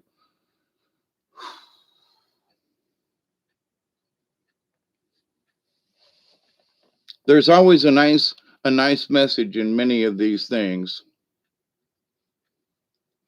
I really wanted to party with you. See, and there's nothing wrong with that. Say thank you, Teresa. But as you all know, that's why I'm sitting here. It's not that I'm saying this because I know you all are all grateful in your own way, and thank you. I mean that from the bottom of my heart. But I don't do it so that people are grateful for what I do. You know what I mean? So it's a really weird kind of, for me, into I had a time in my life when I was doing theater and stuff, and I got a little too full of myself, and I was like, this can't happen. This can't happen. So I'm always on guard. I'm always asking myself the question into the universe, and they always give me these answers, like for me, even the eagle, to stop being fearful. And it's like, well, it's not really fear, but I want to make sure that in myself, as a shaman in training, that I am understanding. So yes, I'm putting myself forth, but it's the message from the universe that I wish to bring forth through my story, through my life, through my observations. But it is the story of the universe. It's not about Dave. It's not about Hawkeye. It is about us, though.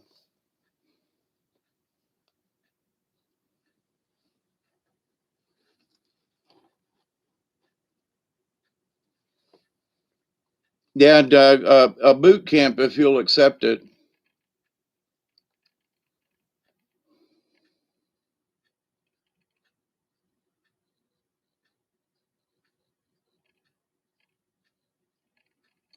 Thank you so much. Um, and for every one of you that writes something nice, you know, um, there's little tears that want to well up in the corners of my eyes and go, okay. But in that, there is this understanding of self-worth. So for me, and I've talked about this before, and I used to travel around a lot and be able to meet people and take joy to them. And so through my circumstances, I'm stuck here more.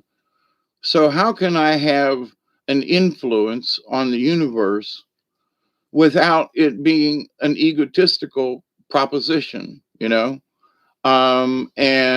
because I love doing stories and I love, doing puppets. And it was my love for that and the energy and so forth that I put forth in my craft.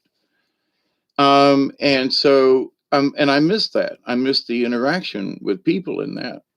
So, but since then, the shaman side of me has taken precedence. I don't want to say has taken over, but has taken precedence. And that all of that was important back then, but because of my situation currently, I have to learn how to adapt. And, yesterday, having hacked down all those trees and everything around my mulberry tree, because you can't dance around the mulberry bush at all. There's too much stuff in the way. But when in laying down the things that I was going to throw away, and it was like, no. Anyway, they're coming in handy now. Not that I should keep a bunch of shit. That's not the lesson in that. But it was the idea that I'm glad I did say those things. So I spread some old carpet down that was rotten, but I cut into sections. So the mulberries now are falling, um, on instead of onto the ground, they're falling on these blankets and an old quilt and this and that. Anyway, so it's easier for me to collect them. But I had no intention of doing that yesterday. But I noticed that if I didn't do it, I was going to lose all these mulberries. I couldn't pick them, and I couldn't get to them, etc. So that's what I mean by the things change in your life, and you go, I think maybe I need to do this today. Um,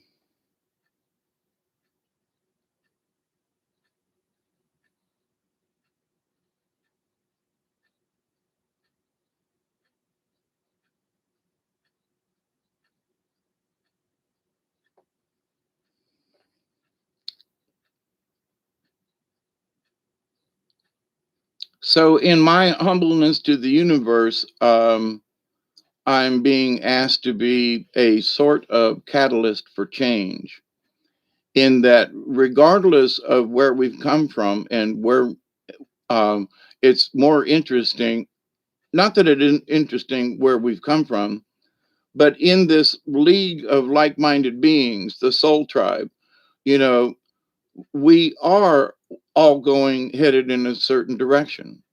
We are looking for, the basic truth of things. We are looking without ego. We're looking, to better ourselves and be better people and energies and enrich our souls. And that enriches the universe.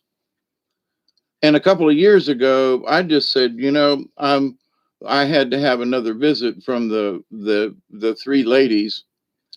Interesting, they came all at one time, but to kick me in the butt and go, no, there has to be a resource for people of like-minded beings, those who've had Mary experiences, those who have had out-of-body experiences, and where we can have a chat and discuss these things and not be condemned for what we were in our past, whether it be a past life or not. But if you and I and the rest of us here in this group, if we are all focused on doing better in the future, as Eagle tonight kind of sort of proved, to look beyond the horizon of our current situations. And so that's what we're all doing here as members of the League of Like-Minded Beings. That's what we're doing. We are looking beyond that horizon. And for us, we wish for a better tomorrow, whatever it may be. We wish for a better tomorrow.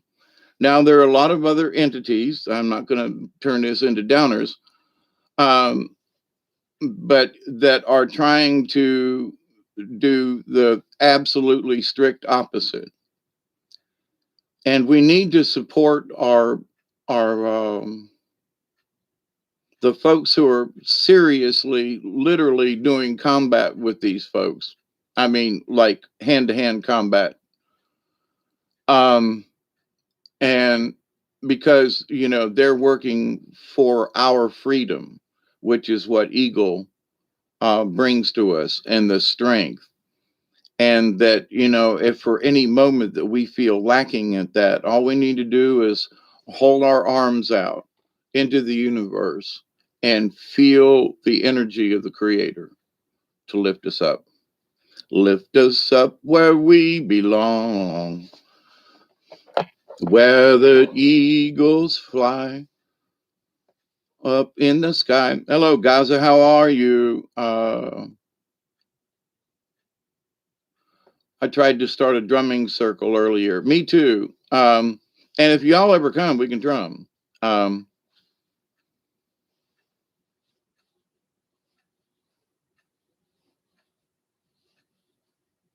but so for each of us,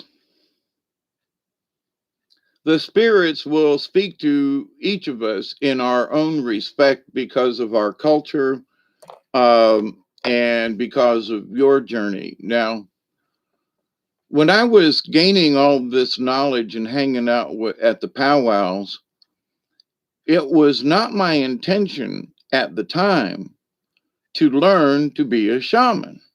That was, I didn't go out there to learn it. Okay.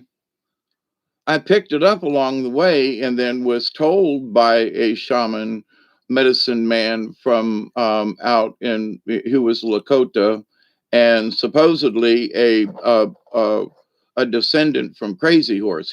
When he turned sideways, he looked like Crazy Horse, and he was like, you know, 5'5" maybe. He was a little short, stout fella, but he was in his 70s and he was fit. I mean, fit. And he said, you know, you are this, you are part of the story, David. You know, you are part of this.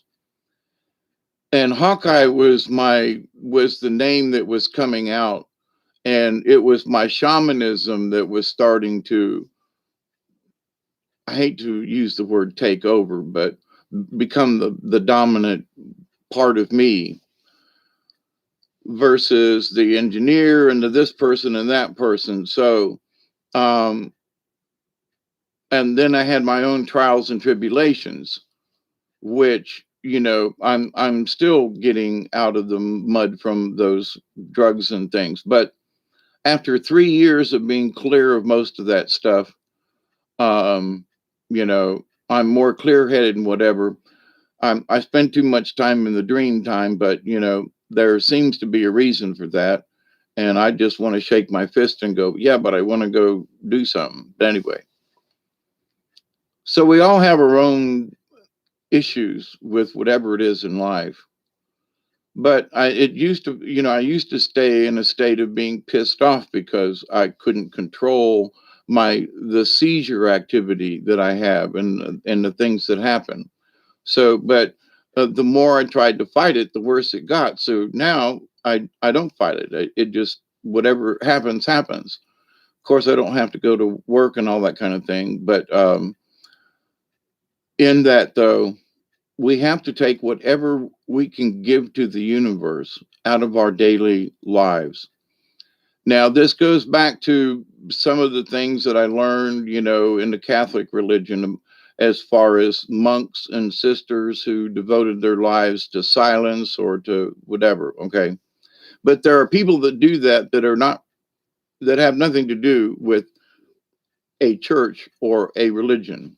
And I find that in my old age as a hermit, that I am in that same vein, in that I have a lot of time to be able to meditate and to send good thoughts to people, and to um, not only benefit from the information myself, but to come and share and to hang out.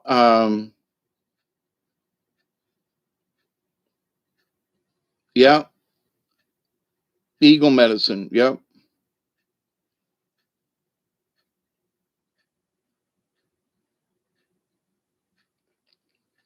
Yep, there is that divine time, and for whatever you want to call it, it's the synchronicity. It's, there are there are times in the universe where if I allow myself to listen, like tonight, pulling a card and it being eagle straight up. I mean, you know, out of all these cards, I got that one.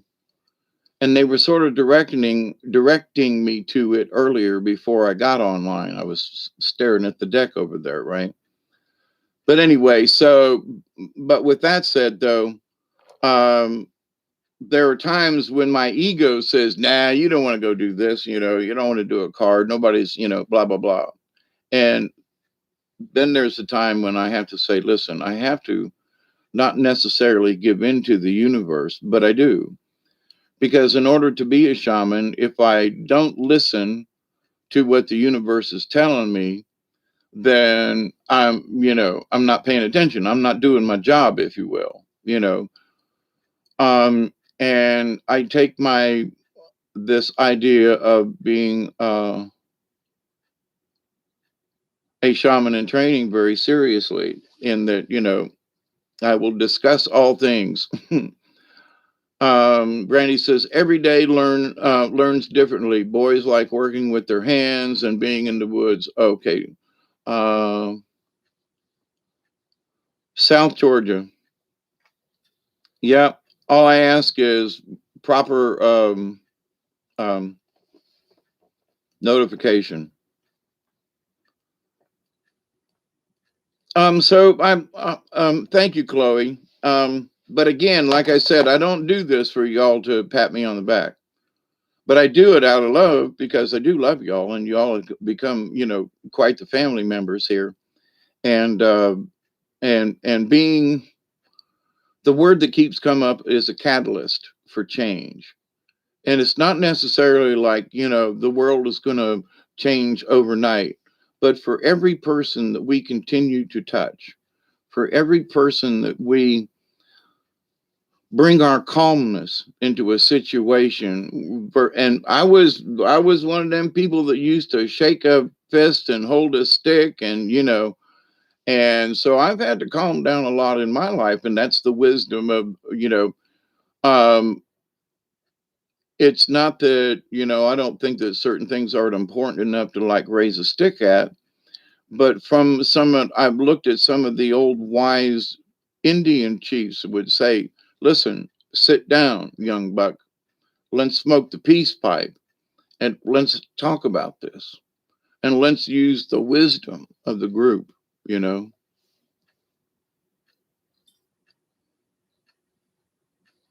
Hey, Ray, can't stop the spirits when they need you. Yep. And that's why I'm on here right now, is because Spirit said, for whatever reason, I was needed, whether to be the catalyst, and for the change is that for each one of you in sharing your daily changes and so forth. And we're all being modified one way or the other, internally, externally. They're in a lot of ways they're trying to eliminate the spirit in us. I haven't discussed cell phones in a while, but most folks know what my opinion about that. But in that, there are so many people I feel have lost their soul in that cell phone, and they can't put it down. And see, yesterday and most of today, I had to close the lid on this computer. I said, for whatever reason, I'm not, I don't need to be here. Well, and I was working and doing other things too. So, um, but the idea though that there are times when I'll be outside working, but I'll have the lid up and then the screen's on, and Spirit was telling me, no, close the lid. Wait, it's there. You can lift it anytime and hit the little button.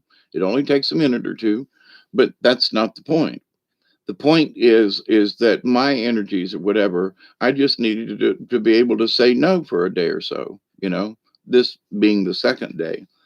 But then I was getting phone calls in my head and also from other folks's, and that I need to come on here and and share with y'all uh,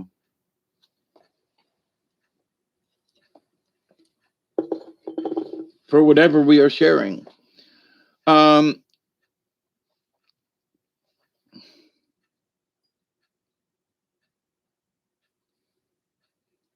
and in a spiritual way, I find that gratifying in that it helps tell the shaman side of me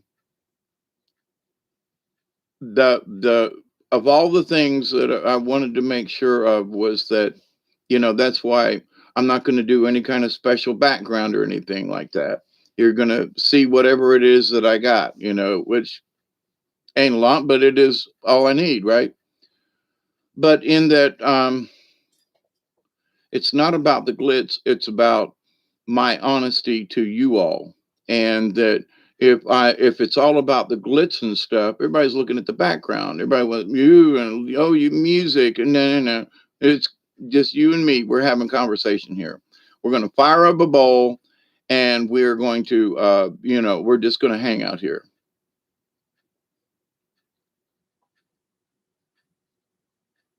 Voice over text typos. Yeah. Since I've lost most of my teeth, the voice thingy does not recognize my words anymore. So I quit using it because um, for whatever you know. But in the universe of things, though, the joy is in the doing. So you all are in here to do, to act, to participate, So there's joy in that. And the fact that, it brings me joy that it happens between y'all. You know what I mean? It's a good thing. Universally speaking, for me, um, there are pastors who don't have 20 people come to their church. You know what I'm saying? Not that this is church. It's just that we're hanging out, and that's what I'm grateful to the universe for, is that we can just hang out and share. Um, but in the grander understanding of, like, with Eagle and the messages that we get, for example, I saw Crow earlier today. Um, Actually, it was yesterday. And also then Hummingbird was like right above my head, a big one. I mean, you could hear him. Brrr, you could hear him. Um, he was one of the bigger, sort of greenish brown. I didn't get a chance to look at him that quick, but he was right above my head. And so it's like, well, that's good that the hummingbirds are back, and that I'm seeing these things in nature, and I'm seeing mulberries on my tree for what I can't remember them being there before. All the blueberry tree bushes and so forth that are more prominent on my place. And they're just things literally in nature as I walk around on my place. And I know it's available other places too, but this is the universe blessing me in that, wow, look at all these blueberry bushes, wow, look at all these other little trees over here, wow, look at all these little, it's springtime. So I haven't cut my grass in certain places on the hill because there are certain types, if you don't mow too early, there are certain types of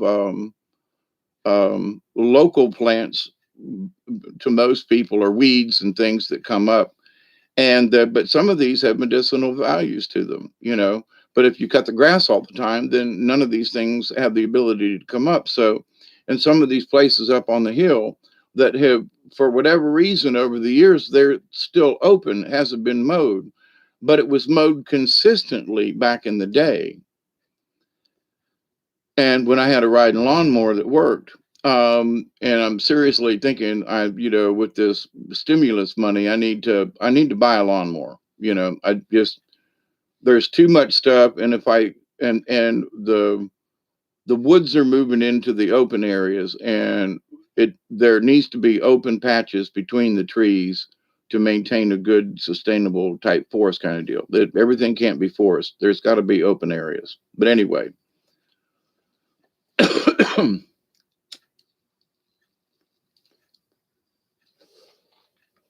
but in my lifelong study of nature, and one of these days I'm going to, if I can find that adapter, I'll do it. I'll take my camera and do a walk up my driveway and point out certain things. Uh, but in doing my walkabout every day on my own property, is that, what nature has put forward. In other words, in certain places, there are some cherry trees, and there's one cherry tree that's pretty big size. And, and they put out these little old, small little cherries. They're not like real big cherries. But they're, they call those rabbit eye cherries too. But anyway, a lot of things, like, for example, a cherry tree. Now we've had this discussion. I personally would not roast anything with cherry wood. I just would not. It's wrong kind of flavor for me. But as far as wood carving and other types of things like that, oh my God, cherry wood, let me tell you. So, and when I was carving puppet parts, my favorite was to be able to use cherry wood. So I've got lots of pieces of cherry that I cut out. But in noticing it, though, the cherry bark was used for sore throats and things, And so to have cherry trees on my property, if I ever needed to have the need for what cherry bark and, at least, if they have any kind of cherries on them, but that it shows the progression of the forest is where I'm looking at this, because first there's the shrubs, and then the pine trees, and then the pine tree gives shelter to the lower canopy, and other trees start coming up. And I've got a plethora of oak trees that are coming up in places. They're too close together. I'm going to have to landscape and cut some of these buggers down. There are way too many oak trees. They're even between themselves, but under the canopy up here. So just watching the natural order of nature, which I studied back in the 70s. I took courses in forestry and got my 2-year degree kind of thing, and learned about silviculture and all that kind of good stuff.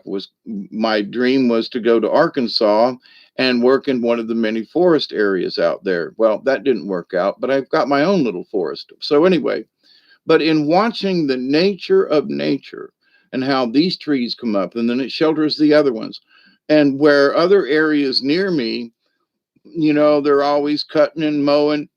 And, I was looking at my pine trees, and some of them aren't as healthy as they really ought to be.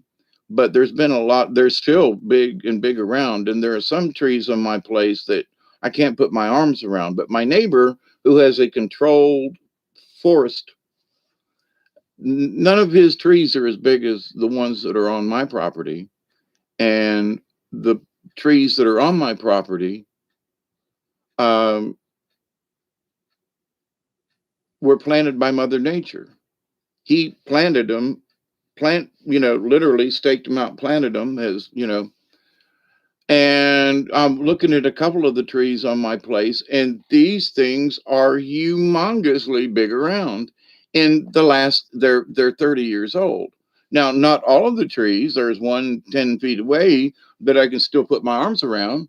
And so, but so I think it is the symbiosis of the what grows under the trees, the plants, the little bushes. I got blackberry patches up here, and with any luck, we'll have blackberries this year. This recent rain and everything, it's normal. The last few years, it's dried up about this time of year, and we barely get an inch of rain for a month, and that's not good for berries and things. But I dumped out 2.5 inches out of the rain gauge, and that was I think I dumped it out from the rain before, but anyway, we've had a good 2.5 inches of rain here on the property in the last 2 weeks, so which is above normal for what it has been here these last few years. By now we'd be going into a drought kind of situation. Now there is a little bit of water still running across my property, down what's called Dave's Creek, and there's still wet spots in the backyard, but it's not flowing, it's not flooded, but it is a little gushy in several places, which is good. So, but that's good for the blackberries and all the plants and all the native things. I mean, so but now, from up here on the hill where there are oak trees and things growing, back here in the back where I should have burned already, I might still do that. Um, but there are lots fewer things that are coming up. But there's also a lot more pine needles. And the area down here in the back is on a lower elevation than some of the things that are growing up on the hill. So not all things that are growing up on the hill could I transplant that would live back here, you know, 200 or 300 feet away down in the swamp in the lower area. So it tells me about nature in that even though that there are things really close together, that isn't necessarily all things will grow at the same rate over here as it will 300 or 400 feet away. So what does that mean in spiritually? Because sometimes you can be right next to someone and them not grow near like your understanding is. Now it doesn't necessarily, and from wherever you are on the hill or in the swamp, and simply because I say swamp, it just think wetland. But land are important for what they do in the wetlands. So there's importance up on the hill and all of the things that grow there, and there's an importance back here where all things have grown and how they grow. And as much as I hate all those oak trees that got knocked down and everything, it's opened up areas back there that have been shaded for literally a century because that's how big and old these trees are or were.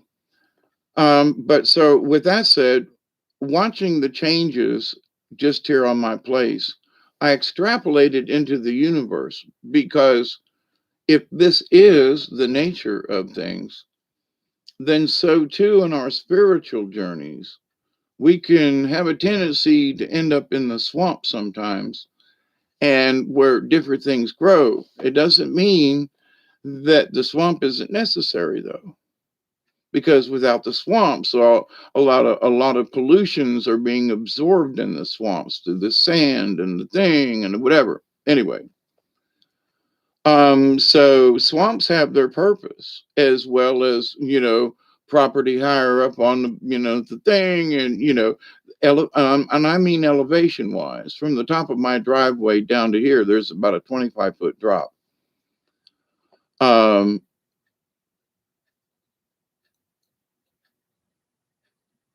the peak of my house is about 20 something feet up, and the peak of my house is lower than the top where you come in at my driveway at the top of the hill. It's all downhill when you get there. um, so there are things this spring, and I always wonder, but I'm grateful as I'm walking around the property. you know I used to do walkabouts all the time, and I quit doing it. So it was a daily thing for a little while that I'd do a walkabout. Well, last year there was some really weird goings on here and stuff, and ain't going to go into it, but that distracted me physically, mentally, spiritually. And I realized that for whatever you may call it, I'm going through myself. I've gone through many resurrections, but this is being able to go out and do what should be a natural thing for me that was, and I somehow lost it. I quit doing it. Why? I mean, but the spiritualness of talking with all these plants every day and looking and seeing where the blueberries are coming out and what's blooming and what new plants are coming up out in the field and just stuff. And it's the life's energy. So, and for many of you, while I'm doing this walkabout, which, I have concluded myself, that's why I've been making trails and stuff out in the woods and clearing some things, is so because I used to be able to have, I had trails all across my property. You could go up on the high side and walk through areas that are totally different than, 500 feet down the hill and back in the back.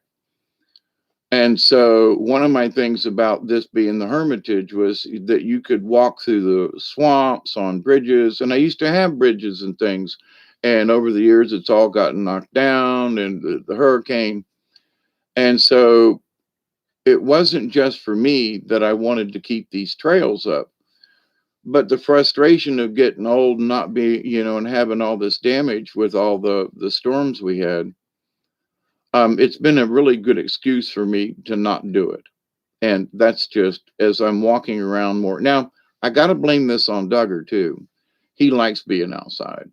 And, so I go out down in the swamp. I'd rather him be with me and be content and be able to run around and do his dog thing, Snoopy thing.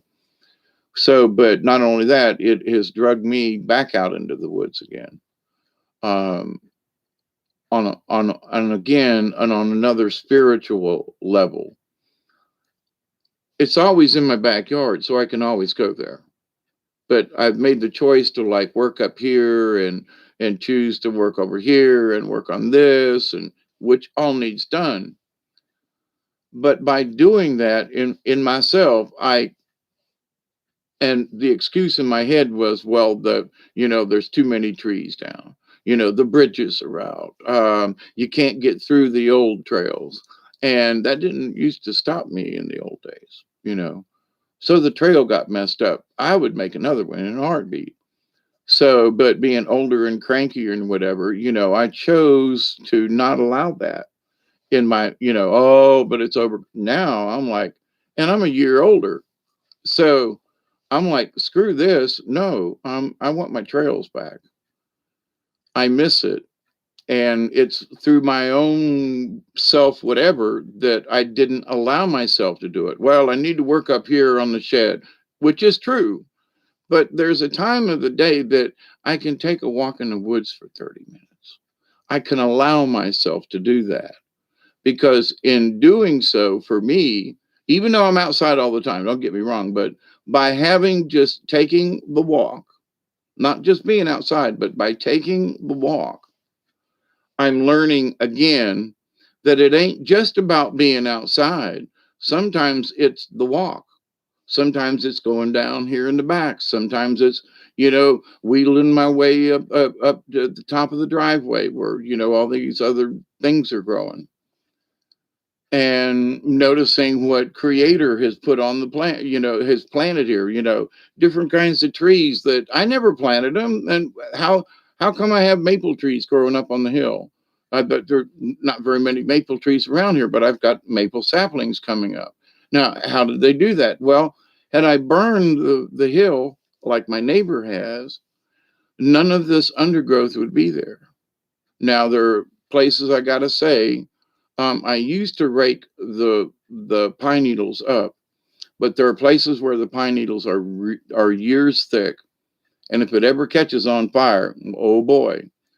So I would like to burn some of those areas, but there in some of those areas, there's also some blackberry bushes that all have blossoms on them, and little some of them already have little buds. So I'd rather not burn it at the moment because the blackberries are putting out.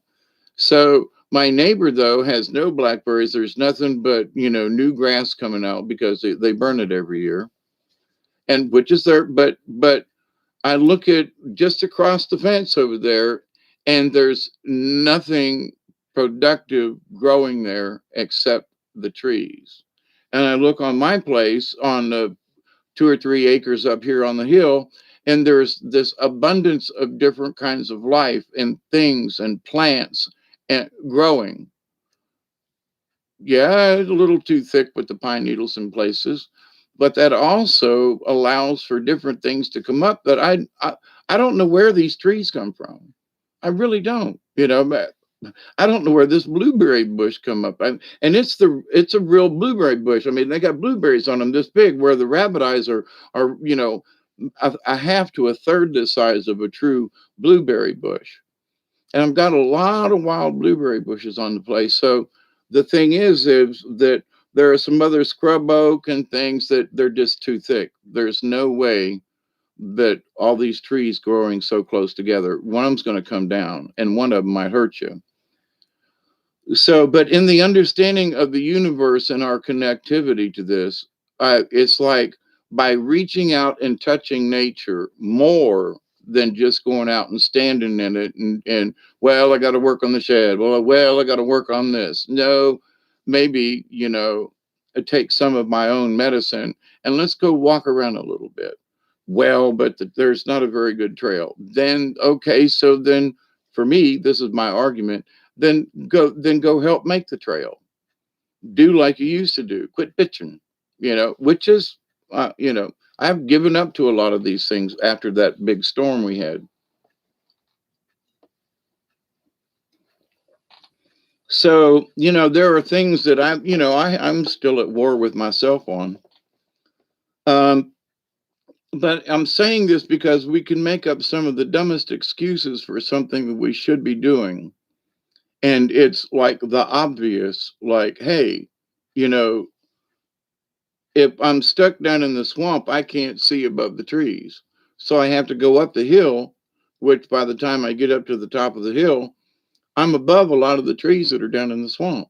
So I can see further in the distance. Now, not so much because of the trees on the hill, but you can see down the hill, the neighbor's big pond and everything, and it's fun to look at his place and go, wow, nice pond. But there's no life there. It's just grass and trees. There's no life. And then across the fence line into my area, there's all these different kinds of trees and things that are feeding the birds. There's places for the birds to build. There are a lot of places where I found some trees where the birds have built nests in these small trees. And I'm like, great. So I'm providing a habitat for the local wildlife where 50 feet away, there's nothing for them to build a nest or anything. There's nothing for them to live. There's nothing, but they like it, you know. So it's a mindset. So to them, they're doing the perfect thing, what they should be doing in their realm of thinking. In my realm of thinking, it's that we allow Mother Nature. Sometimes we got to cut some tree down. Sometimes it just ain't going to work. We got to do a little pruning here and there and maybe cut some grass but that always allows something else to grow, motivate. And one of the things that I've noticed on my property, there are pear trees coming up all over the place. And it's because of the squirrels and the birds from one single pear tree in my backyard that's like 30 years old. And the birds and the squirrels get the pears before I've been able to here lately. We'll see about this year might be different, but now I've counted at least 20 pear trees. And some of them are getting to be, this coming up year or two, they should be putting out some pears. And I didn't plant any of them. So does Creator look out for us? Does the universe? And my answer to this is I'm still experiencing this every day and noticing these different trees and plants and the critters, and there's a difference to the property now as well too, for some reason, and I do think it was because of certain entities that were here before that we will not mention or discuss. But to, hey, Johan, how you doing? Pet a fish, yes. It's a tropical fruit. Um, Aloe vera is, yeah. Um, we got a lot of dead gum armadillos here, and they tear up the yard in a heartbeat. Um, Not so many raccoons. Um, the squirrels, yeah, they're around. The cats, I can't imagine. I know we probably discussed this before, but the cat caught a squirrel, and there wasn't nothing left of that squirrel but the tail. And I don't see how that cat, the squirrel was almost as big as the cat. It ate it. It's like basically it ate itself. I mean, size wise, and anyway. But in the nature of things, I have used the excuse of being old. Well, I'm getting old. Then I see some other people that are older than me that are getting along better, and I'm going, well, I'm getting older. I can't do what I could. Yeah, but I'm using that too much as an excuse. And so there are times when I really hurt, and I damn sure don't feel like it. But the more I put myself back in nature, it's almost like where I belong. That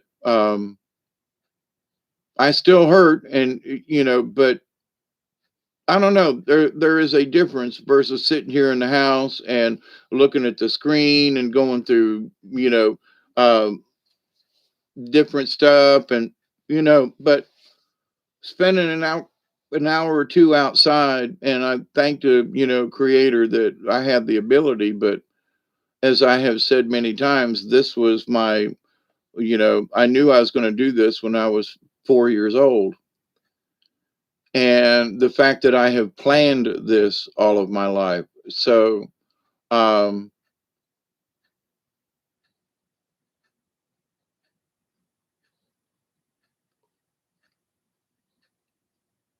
we still have the opportunity to make changes.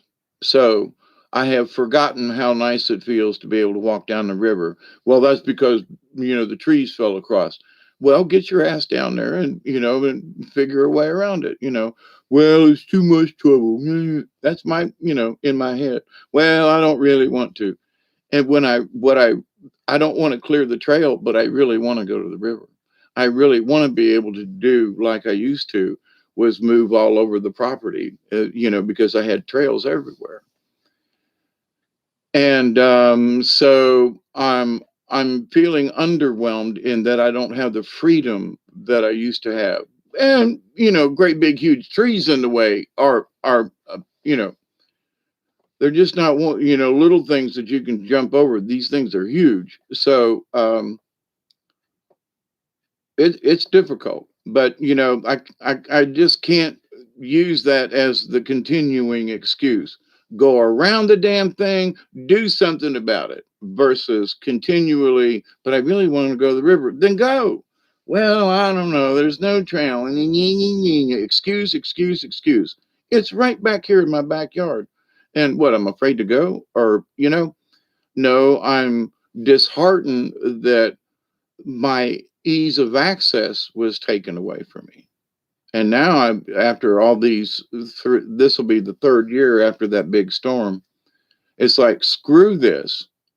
No, that this can't be the excuse anymore, and won't be. If I have to wade through water for 300 or 400 feet, which is the case when going down the property line. There's some wet spots through there that even in the dry time can be up past your knees.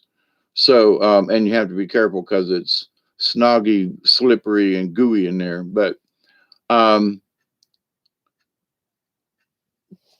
that I just, but I then I'm going to figure out, and that didn't used to hold me back. So there are things that we put in our lives. Sometimes we build our own, dams, and we block up our own rivers, and we keep ourselves from going down where we really want to go. So anyway, to say that, as a shaman in training, I'm still learning these things continuously. So even though I know them, but and having big trees in down across areas is a really good excuse, especially at my age. They're hard to crawl over. But instead of finding an alternative, I just used it as an excuse, is my opinion, is my point in this. So as much as we may, something might block our path to get to something that we really enjoy. For me, to go to the river, my campsite down there and all. Um, I refuse to find an alternative path. Well, it's too hard. Man, it's too wet. And I would not have accepted that in the past. So, you know, as spiritually speaking, then that also means that is there something spiritually that I'm not allowing to happen? But I'm blessed that you all have been here. It's been 2 hours and a half. Johan, Gaza, I do not profess to be like the smartest kid on the block. Okay. There is a lot of wisdom through all of these experiences that I have attained. But every day is a different day. So, like yesterday, I spent clearing out underneath the mulberry tree, where that really wasn't my intention the day before, or even that day when I woke up. Harvesting the um, mulberries was on my agenda, but so sometimes because of daily circumstances, we get taken one direction or another. So this last year, I was totally taken in other directions, to where had that not occurred last year, it's not a complaint, it's an observation. I would have already cleared the paths down there in the woods. I would have already cleared the trails. But I'm understanding though that it's my own excuse and my own cowardice, if you will, to go, wait a minute, you know, and it's that self-awareness of, well, it happened, well, I can't get down there, and you accept. It's almost like accepting the fatality of me losing all of my trails out back. So, but it's only fatal it's only a fatal wound if you don't stand up and heal yourself. And I've had to stitch myself together in certain circumstances.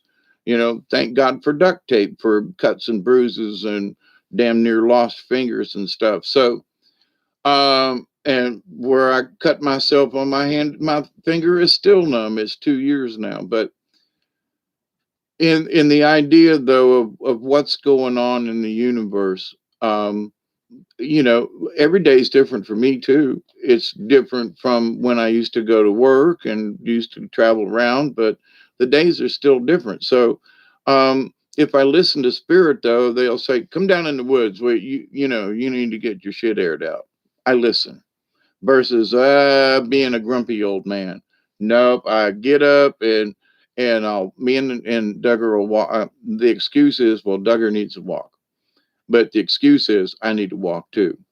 So, but anyway, I got on here this afternoon, just to smoke a bowl with y'all. And guess what? It's 2:21. So, it's 2:20 here, but we'll 4:20 in Melbourne. Great. Lessons that are blessings. Yeah.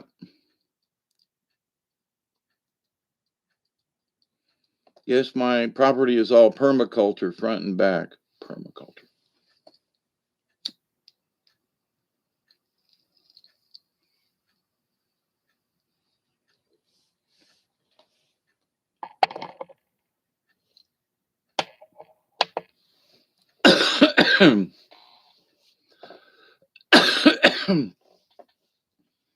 So, elderberry, and y'all, I'm gonna quit gabbing here, and I'll close this up here in a few minutes. We'll share this bowl. Say thanks to Bob for holding up for whatever it was. It's always great to hang out with y'all. There was 20 something people in here at one time, which thank you. Keep on yakking, but the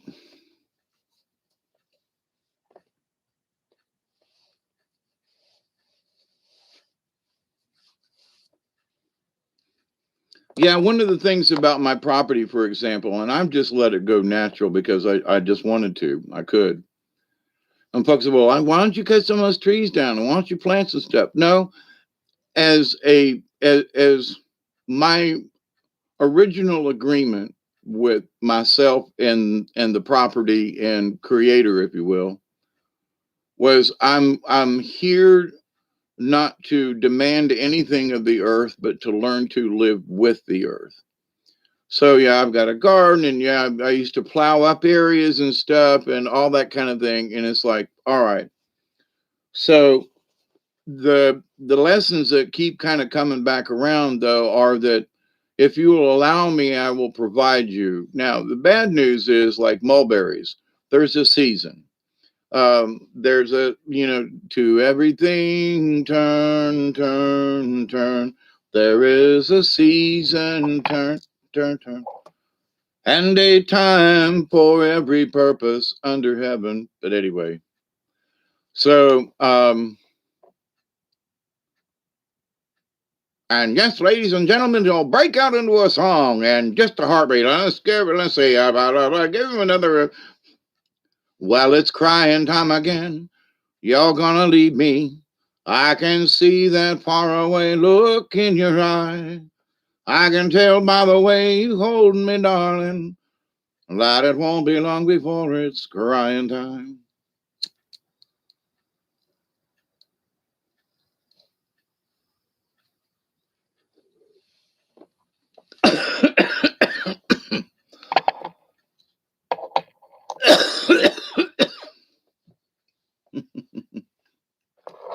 Guys, when we built our house, moved to ground, no worms in there. I did permaculture, millions of worms. Yep. There, my hill is nothing but hard red clay. And oh, my point to allowing it to be is um because it's hard clay, it has needed to have enough mulch to where other things will grow. So where nothing would grow, not even grass, now there's grass up there and spreading in areas that it's literally taken 25 years to grow or more in some cases. But because it was just hard red clay, no grasses could take hold. So, but with enough pine needles over the years to create a mulch, there are things that are coming up in the mulch from the pine needles. So where one could say, well, there's all those pine needles, and if they ever catch fire, they will go up. Yes, I do, Brandy. Stand on you want to be. Stand. Yeah, I do. Sly and the Family Stone. Oh man, yeah. Stand, stand, stand. Oh, stand for the one that you. I am about to fall. Stand. I can't remember the words, but yeah, yeah, yeah. Sly and the Family Stone.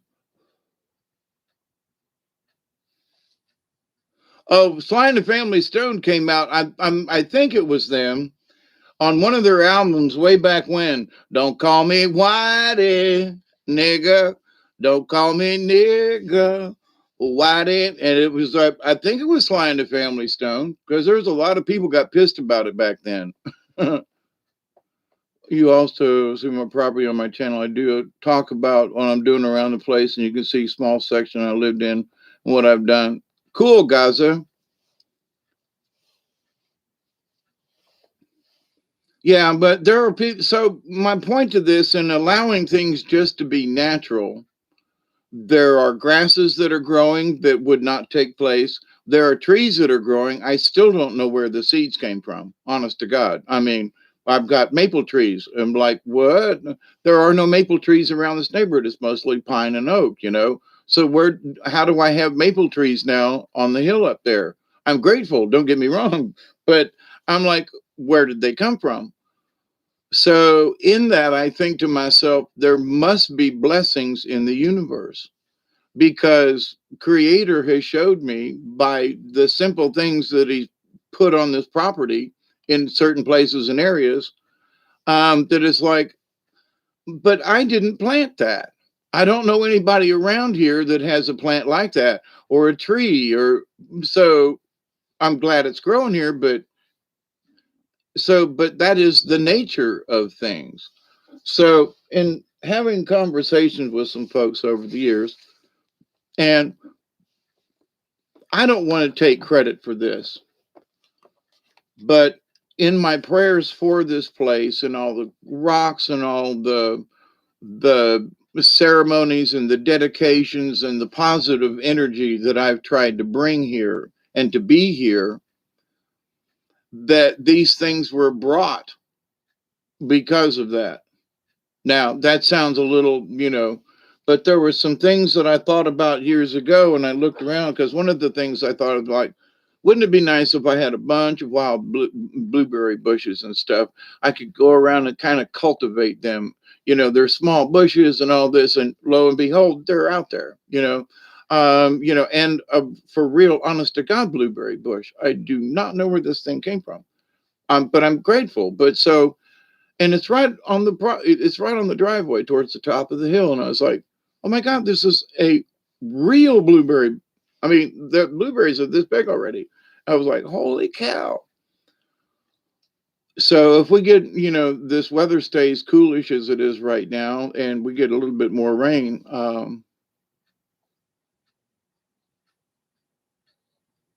sit by the fire with you.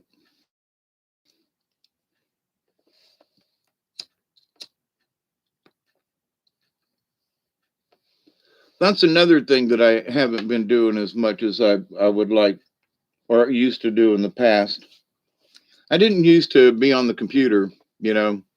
I didn't have a TV or a telephone for a long time down here. I just had a radio and a stereo, and didn't care.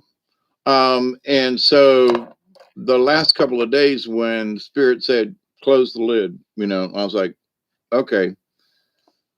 Because there are certain things that, even for me, in that, and I don't mind hanging out with you all, or visiting y'all's channels and stuff. I really don't. But the idea, though, that it's energy and stuff when I'm trying to deal with things here, or I'm on my own little spiritual guru, whatever the hell they send me on sometimes. And so I honor every single one of you for what you do. And of all the wisdom that I could say for that is, remember, it's not about the numbers.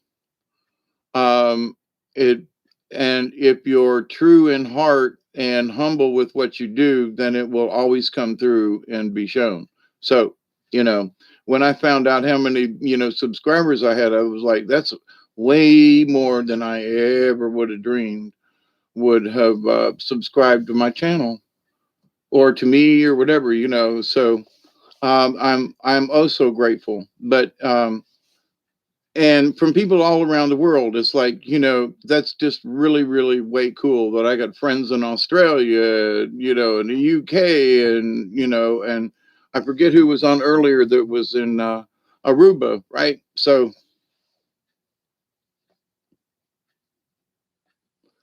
I'm not even sure if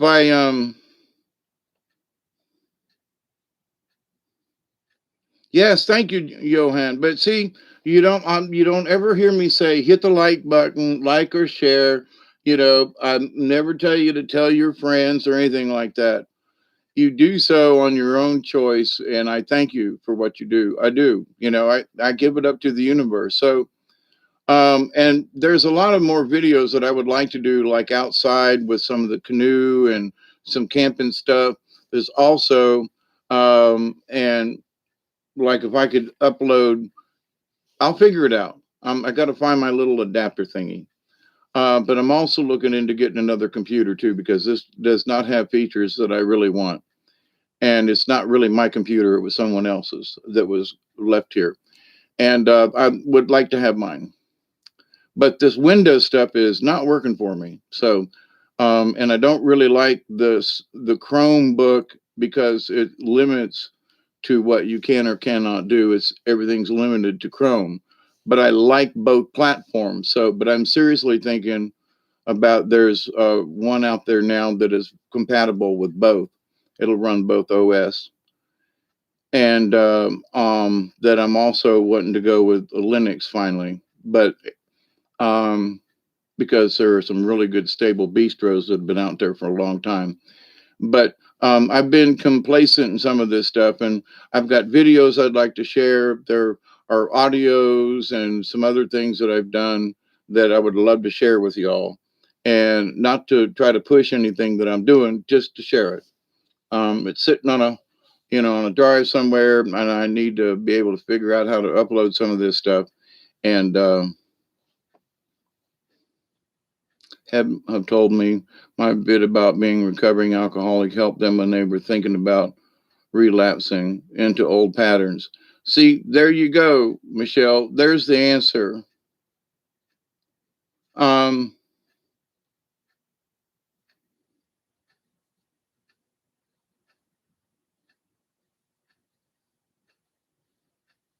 Melbourne, Australia. Gaza, that's just great.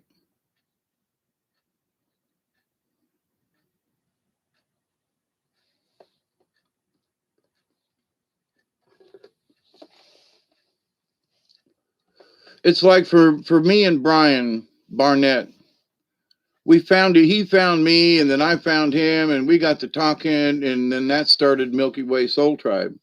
You know, and so and his gift to many people, and I continue in the same vein, is that do it, speak out, talk about it, be who you are. And it doesn't have to be glitzy, but honesty is what people see.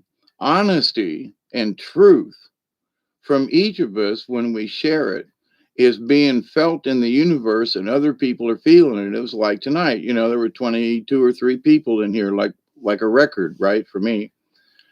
And be all hanging out when I was like, why do a video tonight? No, we need some group therapy for some reason. Okay. And then earlier I pulled the Eagle card for everybody, you know, the spirit. And so, but anyway, with that, yeah, I've got the rest of this bowl here, and it's already past the 20, but I'm gonna go ahead and finish it up anyway.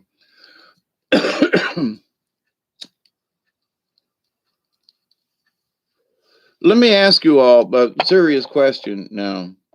Stand by your man. I had made up a song that was "Stand by your van" because there are so many people living in vans. Da da da da. Your home away from home is stand by your van. I live in a van down by the river.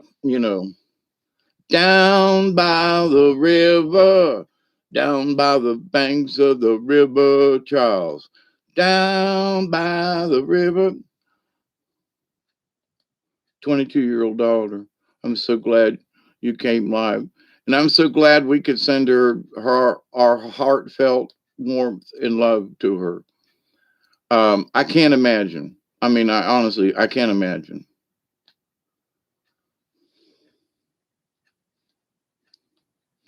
bum, bum, bum. Da, da, da, da, dum, bum, bum. Da, da, da, da, dum, dum. Anyway, I could hear the music in the background, you know. Uh,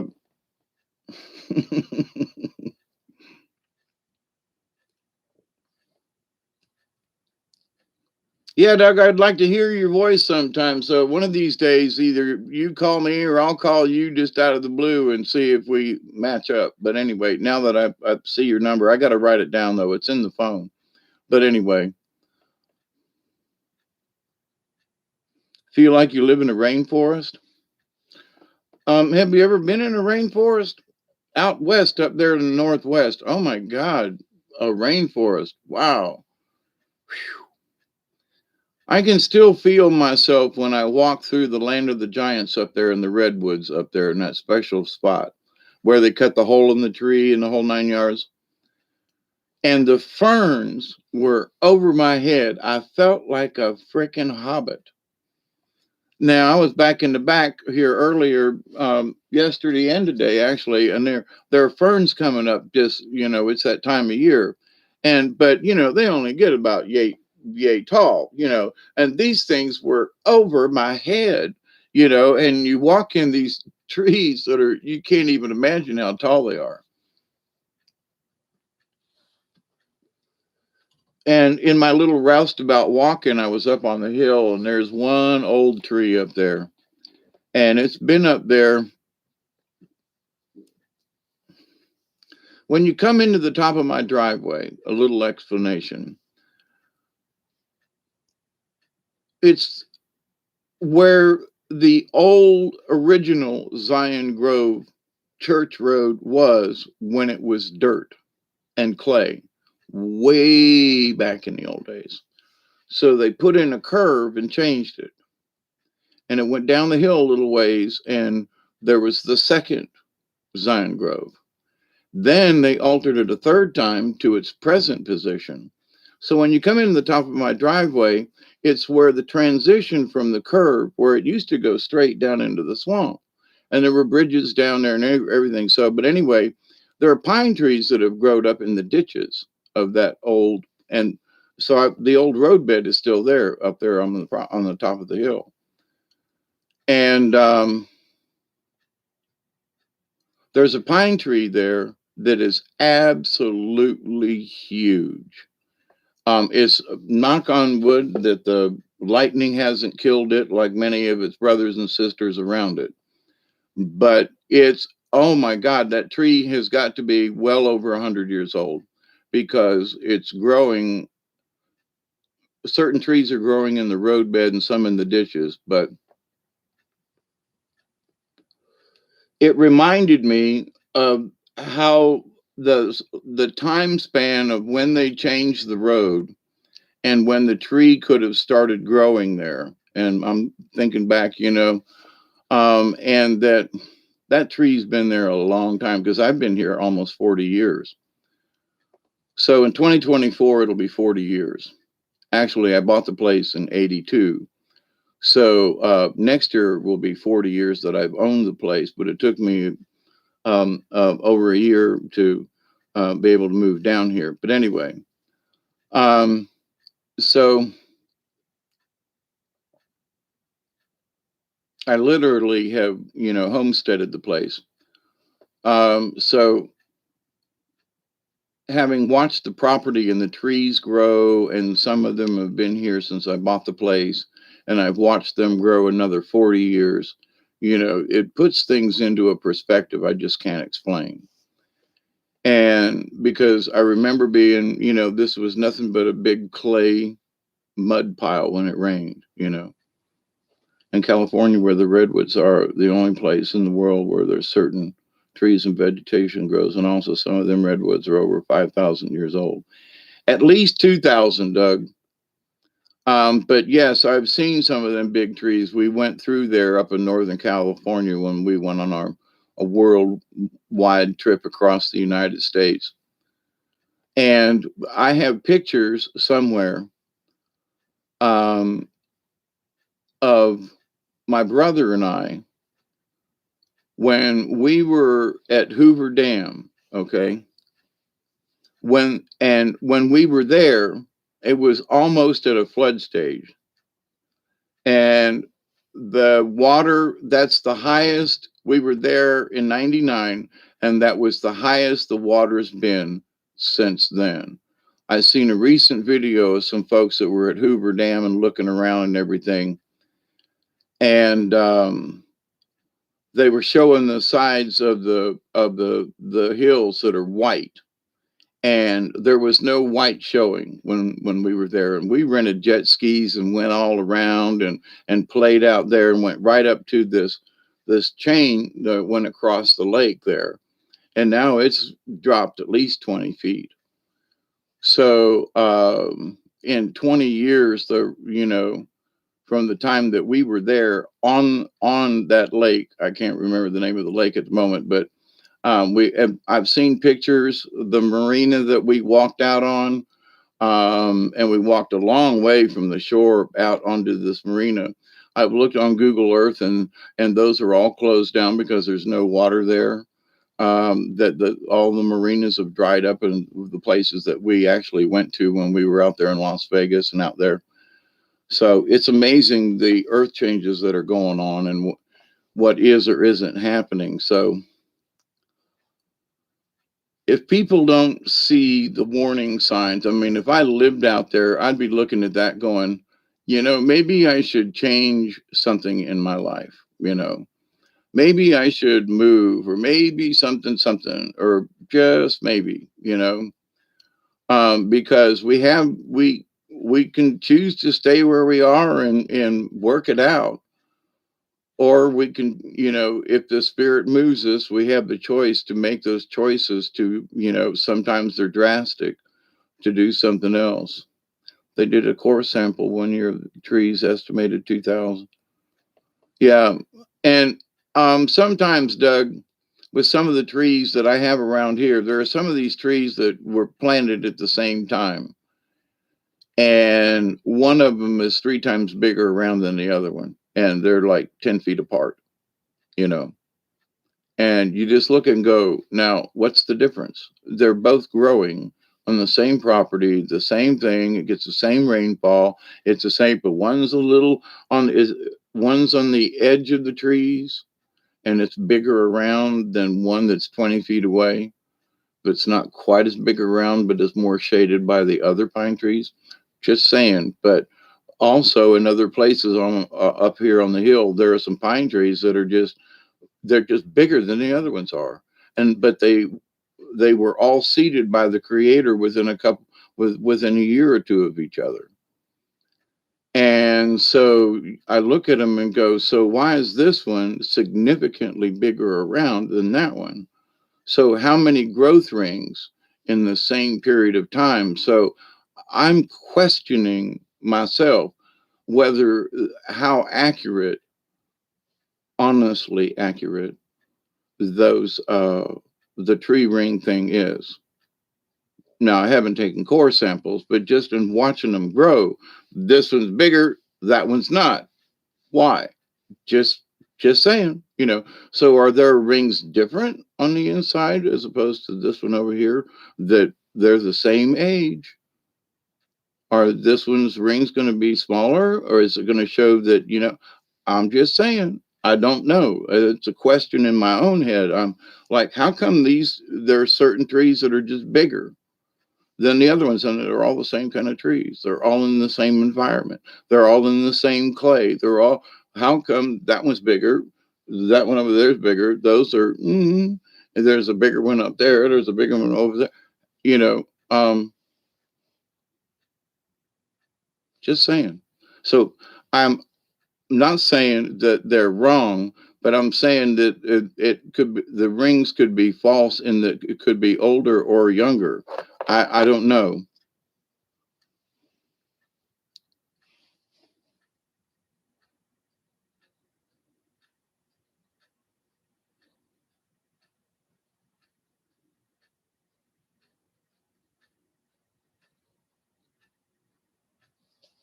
I cut trees down earlier in my career too, Julianne. I was a pulpwooder, had a truck and the whole 9 yards. But my point to that, in just watching the trees on my place grow, the trees that came up within a year of each other, okay, this one is significantly bigger around than its two or three brothers within 20 feet of it.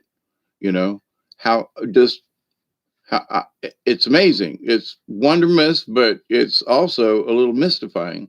How come this tree's a good third bigger than the ones next to it?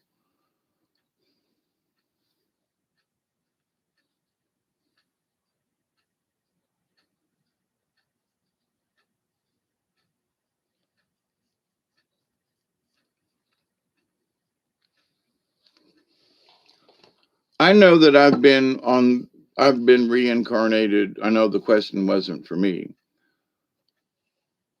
I don't know how many lives, but I know that I have certain talents and memories that I don't know where I got them from. Medieval times, there's some things that I remember. Uh, I studied Egypt way back in the late 60s and 70s because I felt some kind of attachment. I still do, but it went to the point of the information that I know about Egypt was that there were giants, there were, alien beings and things that were helping mankind out. And nobody wants to really look at it from that standpoint. So I have to kind of sort of be quiet and bow out. And I try to give an opinion that's, a little out of the norm from what other people think. But you got to bring that equation in. You just have to, you know.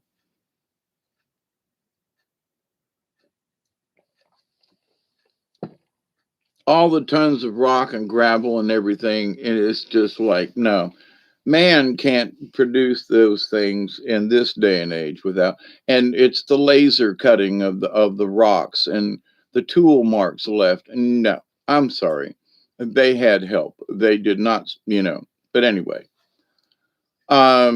So um and it may be that one of these days the elders will truly share with us what Egypt was truly all about and what happened. But here's the thing: there have been wars going on here on this planet between us and them and them and other people or folks who've gotten involved over the many thousands of years.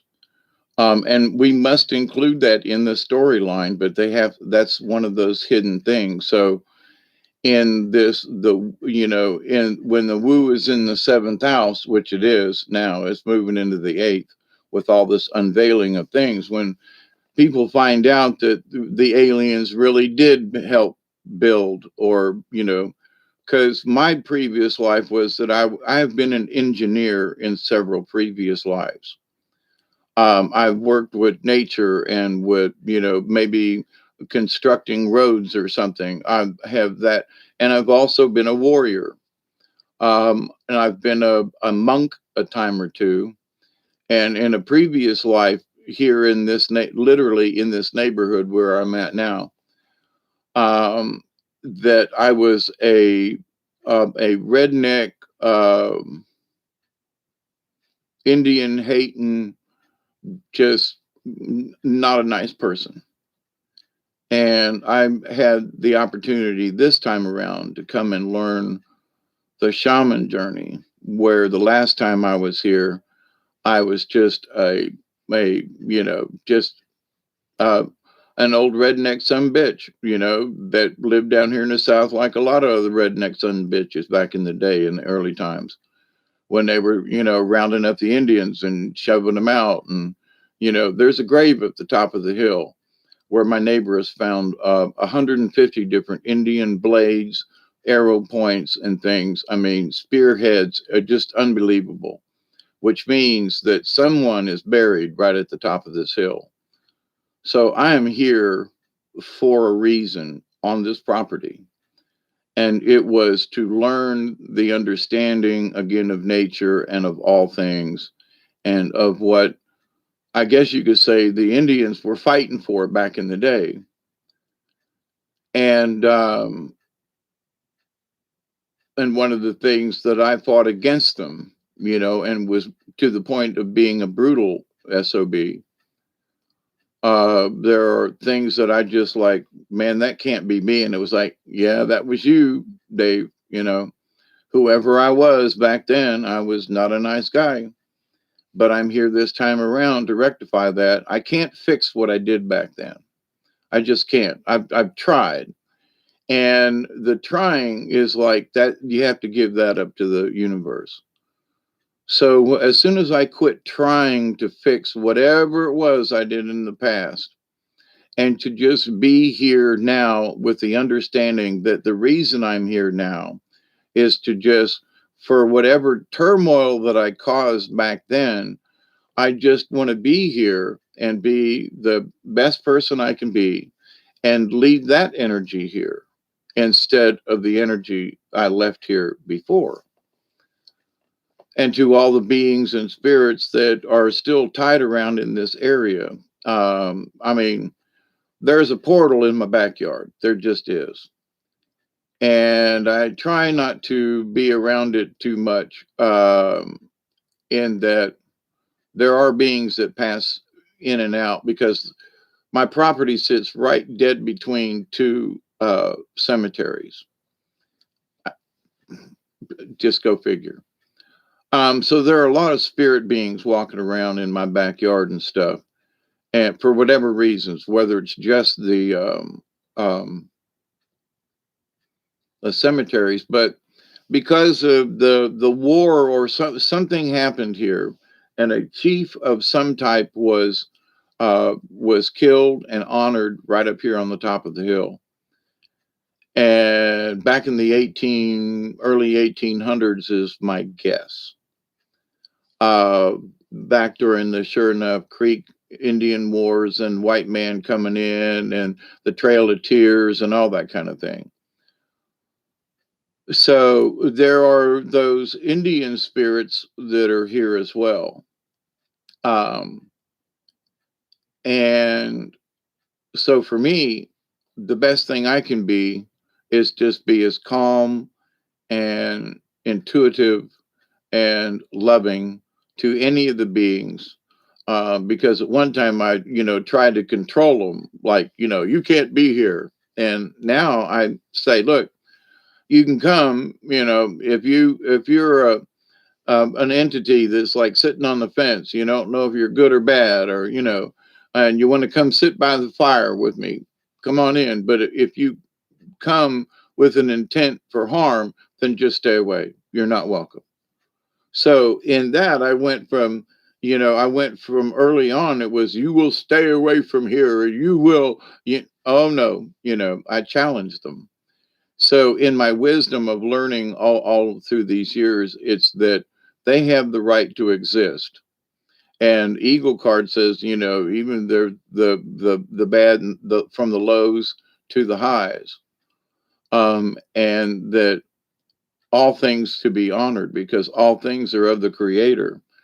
So the best thing we could do then is to live in harmony with them. Now I have, in my ceremonies and prayers, the prayer is always there, you know, that if you're on the fence and if you want to look to the light, then you can hang around us and maybe something will rub off, and you'll come more to the light versus the darkness. But then there are those entities that's just like, so I don't want to argue with them. I'm not going to put up a fist fight with them. I tried that, does not work. So that the best thing though is to live in harmony and be strong in oneself. So, but that works on so many levels in life that it isn't just about the spiritual, and it isn't just about evil entities or whatever's going on in the universe. But it gives us the confidence and without ego, because you have to be confident that you can stand up against these things. Now, there are some entities that might still whoop my ass, and I'm okay with that, in that I don't want it to happen and I don't invite it. But I do my best to honor. So You know, it's almost like two warriors meeting on the battlefield, and they look around and everybody else is dead, and they look at each other and go, okay. And they turn around and walk away. You know, it's like, okay, we could fight to the death or, you know, until or whatever, but you look and you go, you're the enemy, I'm your enemy, you know, but we agree to like just quit and go the other way. So it's sort of like that. You honor the warrior, even though you might not agree with them, you honor the warrior. And you honor because from how they were raised and what they believe, they think they're right. And we have to honor that, you know, because there are so many different realms and dimensional ways of thinking. So if we just look at just this one straight line with, you know, horses with blinders on, or people with blinders on, or their head stuck in a device, um, I think to a lot of the people, the AI has already taken over for them. And I don't think it was you, Bob. And we must give honor to Bob and have some coffee in his honor. But, you know, if we give honor to those things that somehow, I don't necessarily mean control our lives, but there are lots of entities and energies and things in the universe, and they're going to exist there whether we like it or not. You know, so we have to look at this from a little bit of wisdom standpoint and go, well, you know, I really don't like that. You know, it pisses me off. Well, get over it. And now that's myself to me, because I had to get over it and go, yeah, I think those people are stupid. And yeah, I hate what they're doing. But yeah, we have to look like the eagle said tonight with the card, to look further towards the horizon than what our present situation is. For whatever that present situation is, we got to look more towards that horizon from a higher standpoint. And for any time that we feel that we are tired and worn out, then we need to spread our wings and allow the breath of the Creator to help lift us up. I just, to me, that's like, wow. If I had like a poem or something that I wanted to um, imply or leave with y'all,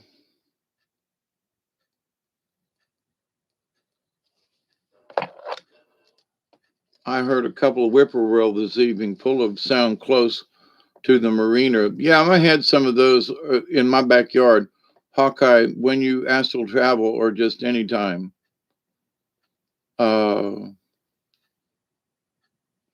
there are times when I'm walking along and I find myself, my brain is somewhere, absolutely someplace else. And in that, it's happening more and more in my later life, in that I seem to be, and to be a shaman, I realize that this is what I have expected, I guess, was to be able, like Eagle says tonight. So maybe this card was for me as well. And it was, um, to, um, here, let me put my glasses on and read. They're telling me to read this section, and it's easy for me to find. You know, and for whatever anybody wants to believe, whether the Indian cards are this or that or whatever, but for every time I do these, pull a card or something like that, there's always some really good wisdom in in whatever the card says. Unlike something like the tarot or something like that.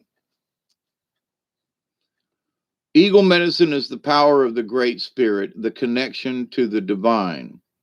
Now notice it doesn't say anything about male or female. It's to the divine energy. It is the energy of all things. It is the energy of the Creator. It is the ability to live in the realm of spirit and yet remain connected and balanced within the realm of earth. Eagle soars and is quick to observe expansiveness within the overall pattern of life. From the heights of the clouds, eagle is close to the heavens where the Great Spirit dwells. So,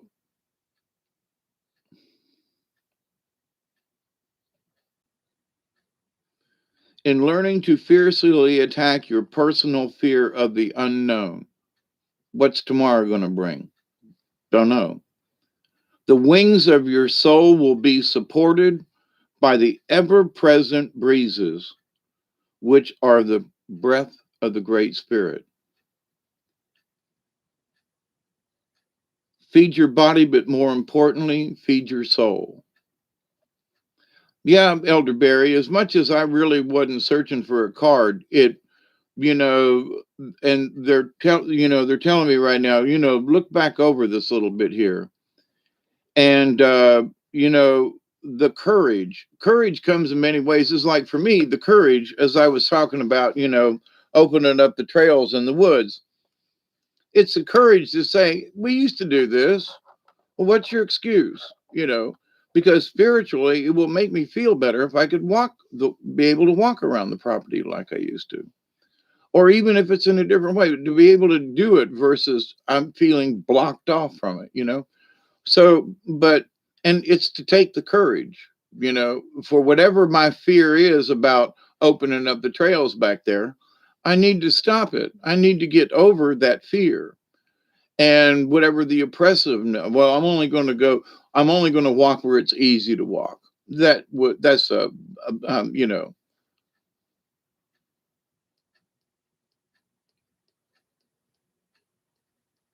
yeah, I think a lot of us needed that card tonight. It was very interesting. It sits over there on top of two Bibles. And which to some people would say, well, that's sort of ironic. Well, not really, because there's spirits and all kinds of things. But the idea, though, that, they were like, pick a card tonight. This was before I started the camera, right? You pick a card tonight. And I was like, well, okay. I don't feel energy wise up enough to be able to do cards for other people, but I would absolutely do a card for all of us kind of thing. So I was game to that. And so I kept looking at the cards and they were like, look over here. Yeah. Okay. Look over here. Yeah. Okay. And then finally I gave into it and went very quickly to the card. And there was no other going anywhere else with the cards. My fingertips shuffle again and eagle, number one.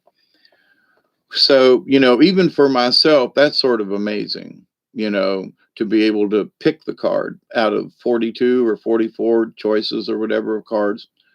So to just pick that one card and then it have such to me, a message with an impact, if you will.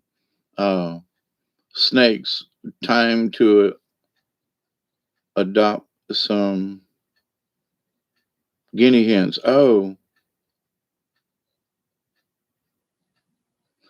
yeah, Michelle, the synchronicity of things. And, that's for me to like be here right now, even with y'all for at the moment. There's a synchronicity of, why should I be here? And where there are still, my times of arguing with myself. Well, like, why don't you do a video? I don't know, because I don't, nobody's, I don't want to take up anybody's time, blah, blah, blah, blah. And that's not the thing. It may be that here's the thing.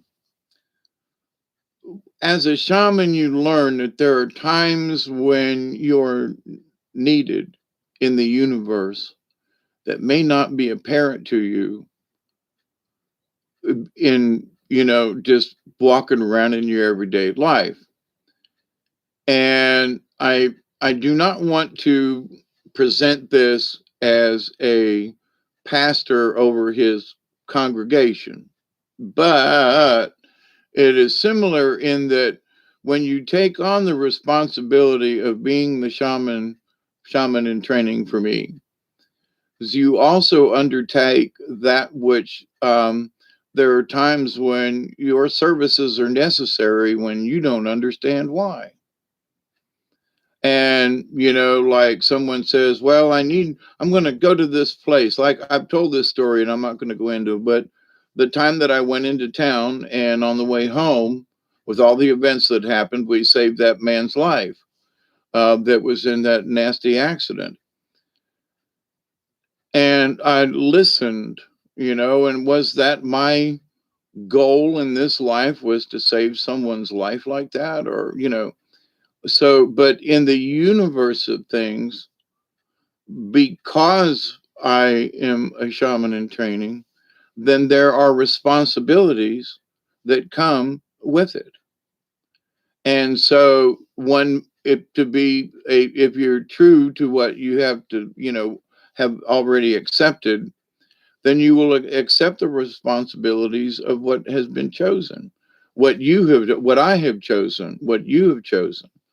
So if you have helped to change someone else's life, like you, Michelle, have done for others, and others have said that I've helped them with, I'm so grateful and gracious and thankful that I could help be that catalyst for change.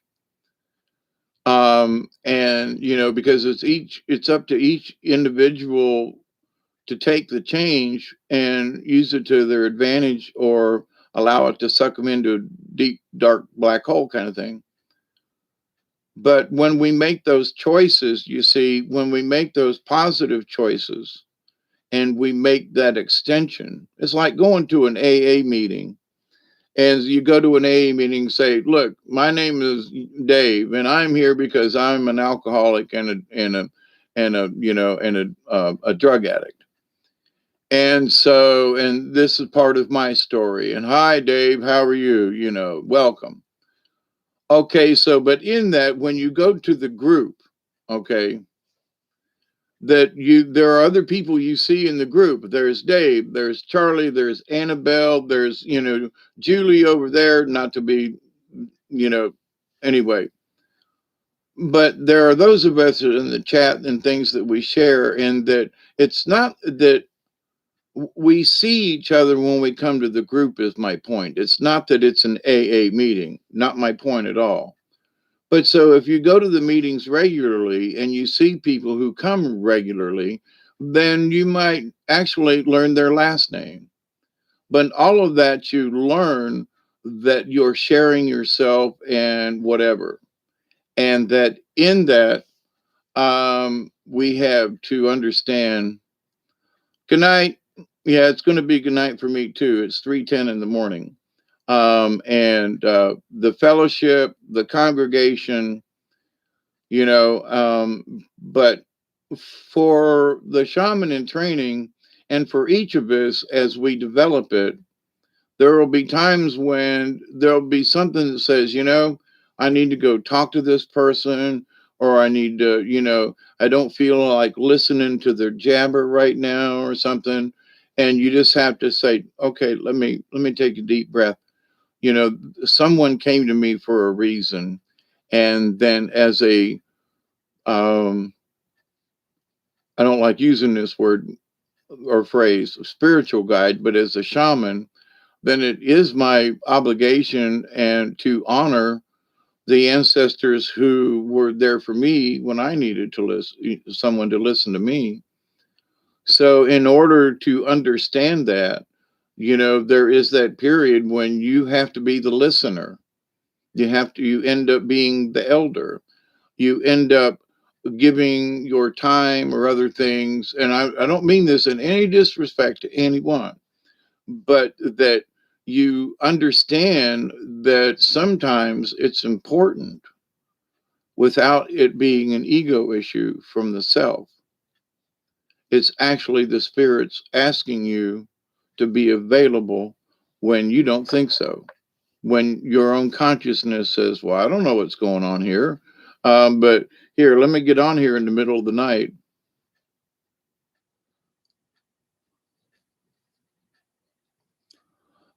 Just kidding, with snow in late April. Yeah. It snowed in North Georgia mountains on the 1st of May one year, back in the 80s, or maybe very early 90s, but way backs.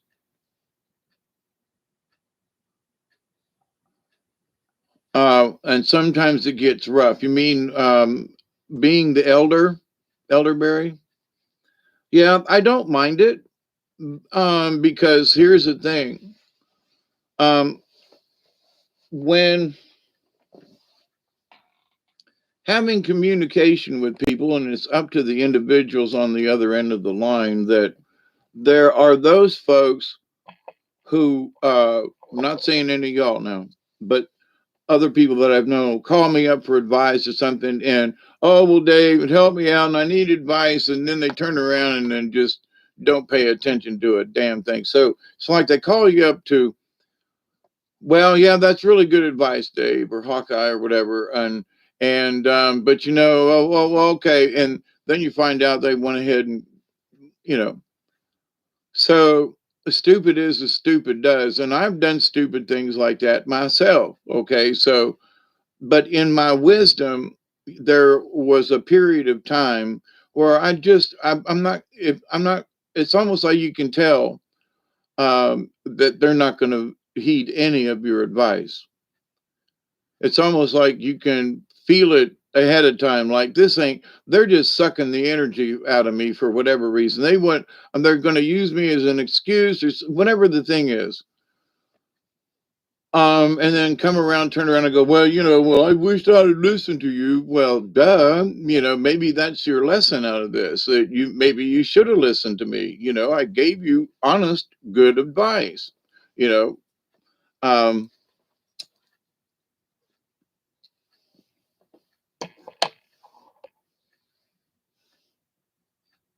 and in some instances, this is just for an instance, but I've had many people do this. They're in a bad relationship, and having been in bad relationships myself, I've learned from that experience, but also from the spiritual point of view that if you don't fight with the other side, if you know that this is it and there ain't no more trying and that's it, then there's no sense in fighting.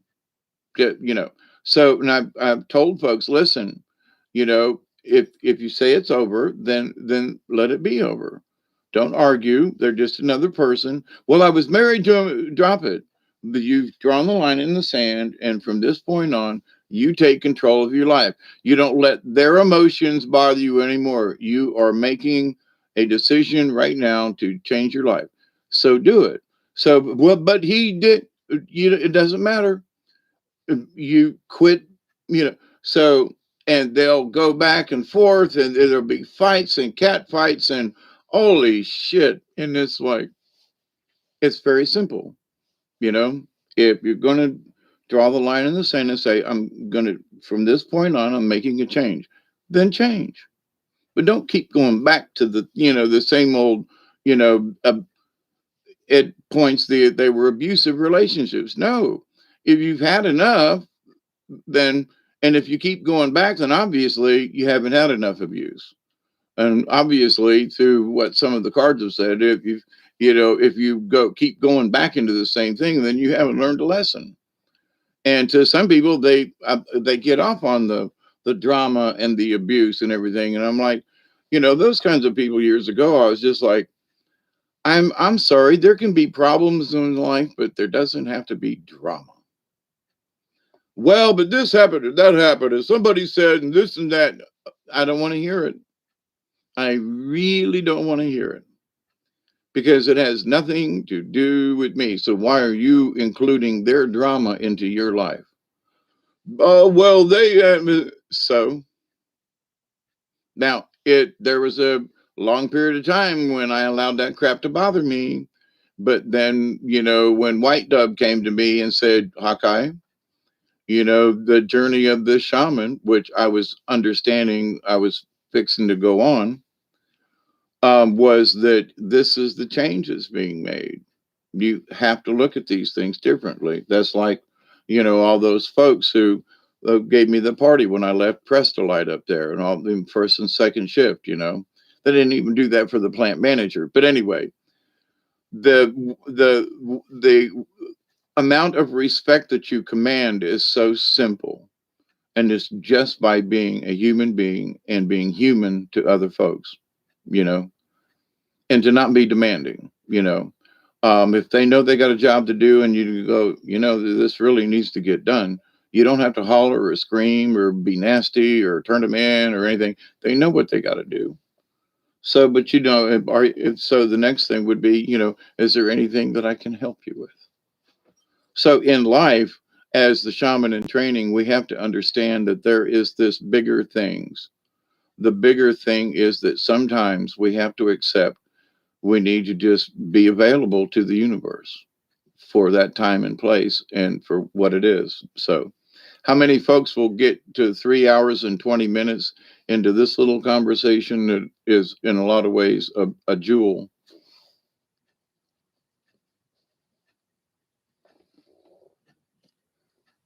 Because when folks begin to understand that inside and really, really get it, their whole life will change, attitude and everything. So,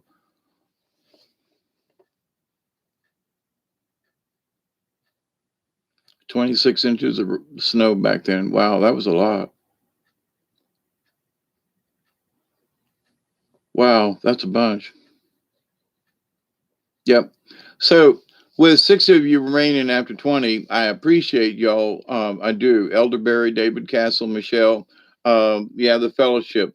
So, I leave you with the love and the honor and the respect of the infinite creator. And, you know, for all these times and everything, you know, I was thinking earlier about you are always on my mind. You were always on my mind. Willie Nelson. So, and anyway, but um, I leave you always with the love and the honor of the infinite creator. And I will continue to pray that each and every day, that each and every one of you will continue to accept and receive the healing, the knowledge, the wisdom, and the blessings from the universe.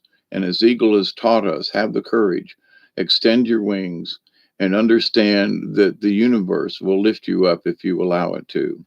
So I continue as number two, and every time I do put my feet on the ground, I think of every single one of you, and I continue to pray that each and every day, that each and every one of you and your friends, your family, all of your relatives, acquaintances, and all of your relations will continue to learn how to accept and receive the knowledge, the healing, the wisdom, and the blessings from the universe. And in that law of three, which just tickles me, is that I continue to pray that each and every day, each and every one of you will continue to learn, to accept, receive, and to share, because that is one of the next steps. All of the healing, the knowledge, the wisdom, and the many blessings from the universe. And so I thank you all for being here and hanging out and coming out. This now it's 421 most places. Love you all. David Castle, make this an awesome night. Thank you. Weird. I almost called you Willie earlier. Yeah, when I was singing that one song. Yeah. So, but Willie, Waylon, Willie, and the boys. That successful life we're living has got us feuding like the Hatfields and McCoys. Between Hank Williams' Pain songs and Dewberry's Train songs and Blue Eyes crying in the rain. Looking back Texas, ain't nobody feeling no pain.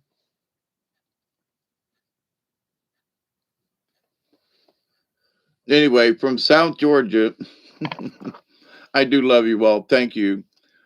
Keep doing what you're doing. Sometimes it's harder than other times, but be like the eagle and look for the horizon. Look for that, you know, not this present moment, but at the distant horizon. So anyway, thank you all. As from South Georgia, as always, keep it between the ditches. And TTFN. Uh, Jeff and Jerry train songs. And Blue Eyes, Crying in the Rain. Oh, did I get the words wrong? I probably did, Elderberry. I love to you all as well. So TTFN, ta for now from South Georgia. Keep it between them ditches, y'all. And cheers, everybody. Till next time.